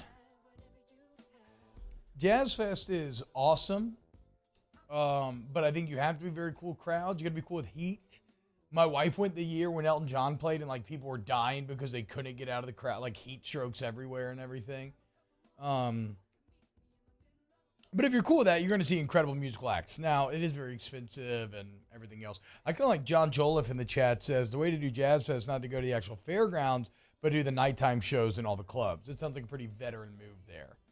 from John. And then Cortland Jacob mentions getting the that he had a hookup through someone where basically he knew someone to work for the company that was a major sponsor. He got VIP tickets. I had that hookup one year, and that is the actual way to do it. Now, it's impossible to get, but if you ask around, try to use all your familial, see if you know anybody, because if you can get in one of those VIP tents, dude, it's incredible. Bathrooms, drinks, everything else. I've tried again since, haven't been able to rustle up tickets again. But, yeah, that I remember seeing Steel Pulse live. I would love to see John Baptiste this year, but I don't think I'm going to brave those crowds, honestly. I think you got to choose your festivals wisely. Yeah, me? Oh, yeah, for sure. Yeah. I'm just still trying to work out Friday Night Hawks, dude. And when is that, like this? I have no idea. It's got to be coming up. Next Friday, I think. Not What? this coming Friday, but the one after, yeah. Yeah, you better get on that, man, if you want to go. I have my time, boys. I have my youth football camp up in the Pout City this weekend, so I'll be back in the hometown this week. Hey, nice. Okay. Hell yeah. That's awesome, dude. We were talking, and I know we got to kind of catch up. Yeah, on the you clock can make here. this one point, and then we can go, because we've been so long there. But it's also the end of the show. In the show, I don't really care about it. It still amazes me that Gonzaga is the basketball program that they are. I mean, it's a small Catholic university that we know in Spokane, Washington. 4,000, just a little over 4,000 undergrad students. Like LSU has 30,000 undergrad students to kind of give you an idea. Their endowment is a little over $300 million. LSU's endowment, $700 million. And they are on their way to their 8th straight Sweet 16. What's Gonzaga's endowment? A little over $300 million. Okay. Like UCLA's like $5 billion. Yeah, no, I thought it would have been higher just because they felt like a small but like super rich school. But No, they're not. I mean, that's part of, again, like they're a school like that almost had to close down. Like during World War II, they had to get rid of football. They got rid of a lot of things, and they were like on the edge of having to fold the university. Wow. And now, I mean, it's truly remarkable. I mean, for 23 years, they've been this basketball power. I'd say for the last, 15 to 18, they've been like a blue blood. Certainly 15. 8 Sweet 16s in a row. We just saw how hard it is to make a Sweet 16. And then at 8 times 4,000 undergrads. Yeah, it's absurd. It's Mark Few deserves all the. I mean, he could have gone so many different places, but he likes Eastern Washington. He likes fly fishing, and he stayed there and built a powerhouse. Hell yeah. All right, well, you stay here and stick around for Ask the Bench coming up next here on OTB. OTB, OT. And go to centralplumbing.org as well, okay? Any plumbing problems, go with the place that's been doing it since, for over 50 years now, y'all. The Payne family's been getting you straight. Central Plumbing, when you overthink it, don't overthink it. Just call Central Plumbing 24/7. Emergency service is available if it's a weekend, weekday, holiday, and you need your bathroom or your pipes fixed immediately. Last night was very cold, Jake. I don't think we were into, worrying about pipes freezing type of cold. No, we were. We were? Okay. 29 degrees at 5:30 a.m. in some parts of the capital It was city. so freaking cold this morning. Yeah. Well, the point is, if you did get hit with that nightmare scenario, get in touch with Central Plumbing. They've handled it all before. They got your back, man. CentralPlumbing.org. Yeah, they're going to take care of you, obviously, in any emergency situation, like T-Bop always tells you. And I always remind you, it doesn't have to be an emergency. If you're looking to upgrade, if you want to go tankless with a tankless water heater, you can certainly do that as well. CentralPlumbing.org, 225-925-8552. Our listeners fire off their opinions on the JimsFirearms.net hotline at 499-1045. Keep listening for your next chance to shoot us your thoughts with the JimsFirearms.net hotline on 1045 ESPN Baton Rouge. Electricity is all around us, and our families depend on it. Every day is sparked by the power of a cold drink or a warm meal, a movie night, and a comforting light at the end of a dark hallway. From sunrise to sunset, playtime to bedtime, our team is ready to take care of your electrical needs, even in the case of an after-hours emergency. The light in your life shines brighter with Mr. Electric. Gulf Coast Bank and Trust is giving our customers the power to bank anywhere, anytime during this challenging event. And we're right there with you. Our mobile banking app is a smart way to manage your money and time. Gulf Coast Bank and Trust, the bank that cares about you. There it is, the extra mile. On the border of expected and extraordinary. for those willing to go further, like vans customized for work or play, with safety and tech to keep you connected. Supported by a 5-star sales, service, and finance team, and backed by the 1-star you know. So go the extra mile. It's never crowded, because so few have what it takes to go there. Mercedes-Benz Vans. At Auctioner, we know healing is a team sport. That's why we've partnered with world-renowned orthopedic surgeon Dr. James Andrews to create the Auctioner Andrews Orthopedics and Sports Medicine Institute. Whether you're a professional athlete or a weekend warrior, our team of specialists are dedicated to getting you back in the game. So whatever your reasons are for reaching your personal best, we've only got one. You. Auctioner Andrews Institute. Long live you. I've been doing business with Luba for 25 years. They're dependable, trustworthy. It's just the attention to detail with our clients. Our folks have years and years of experience. They're highly trained professionals, but many companies have that asset. What I'd like to think makes Luba a bit different is that we use those talents in a way that truly is dedicated to serving the needs of the folks who depend on us. Louisiana. It's a place defined by culture, by pride, by passion, by people who do more than love this place. They celebrate it, elevate it, champion it. They are the individuals who embody what makes Louisiana great. The companies that make Louisiana a better place to work and live. The nonprofits leading transformational change in our communities. Champions of Louisiana are all around us, and LWCC is proud to celebrate them because we've always been Louisiana loyal, supporting the workers, the innovators, the change agents. Matt Moscona inviting you to join us for Monday's AFR, presented by Relief Windows. We'll recap the LSU Texas A&M series in baseball. Freshman Gavin Guidry will be in studio, and busy weekend for the Pels. Join us 3 to 6, 104.5 ESPN Baton Rouge.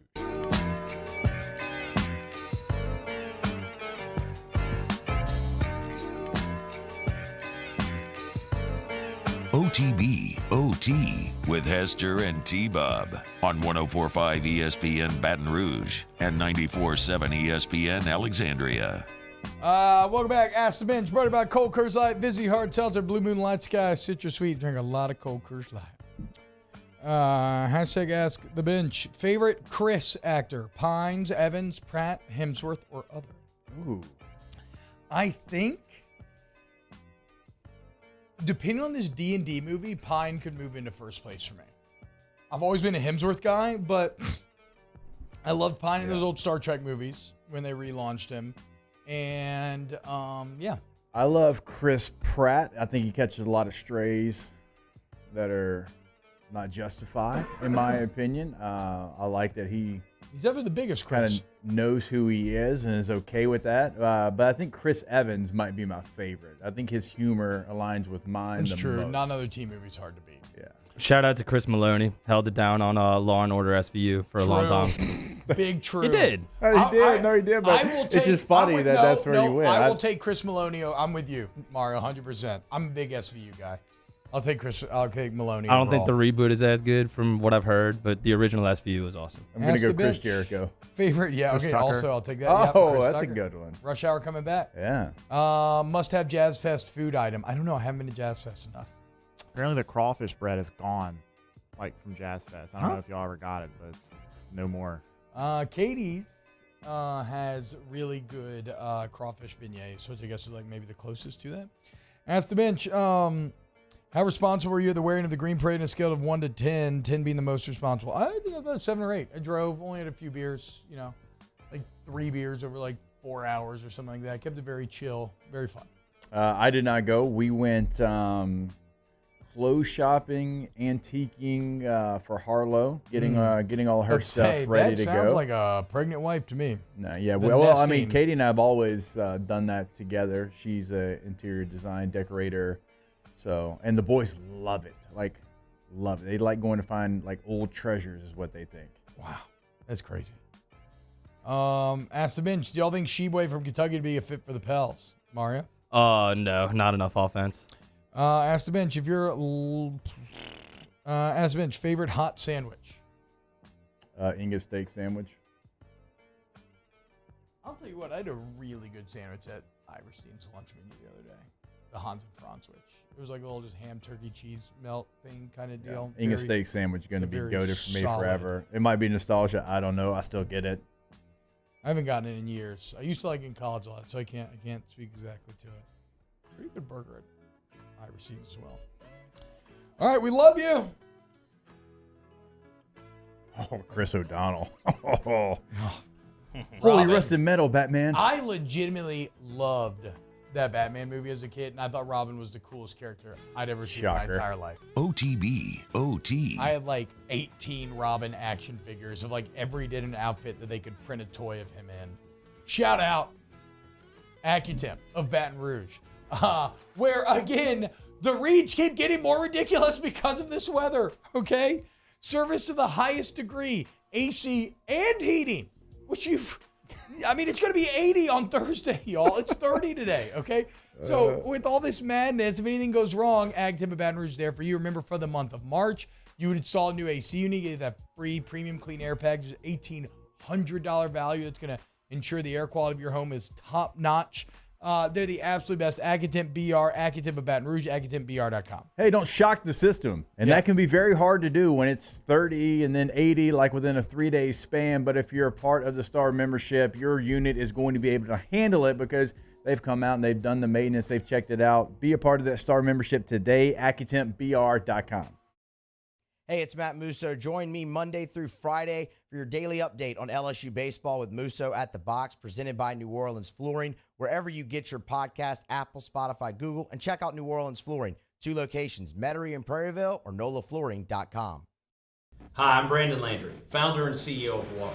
Hi, my name is Dr. Craig Green. This is Ryan Terrio with HUDCORoofing.com. Hey, it's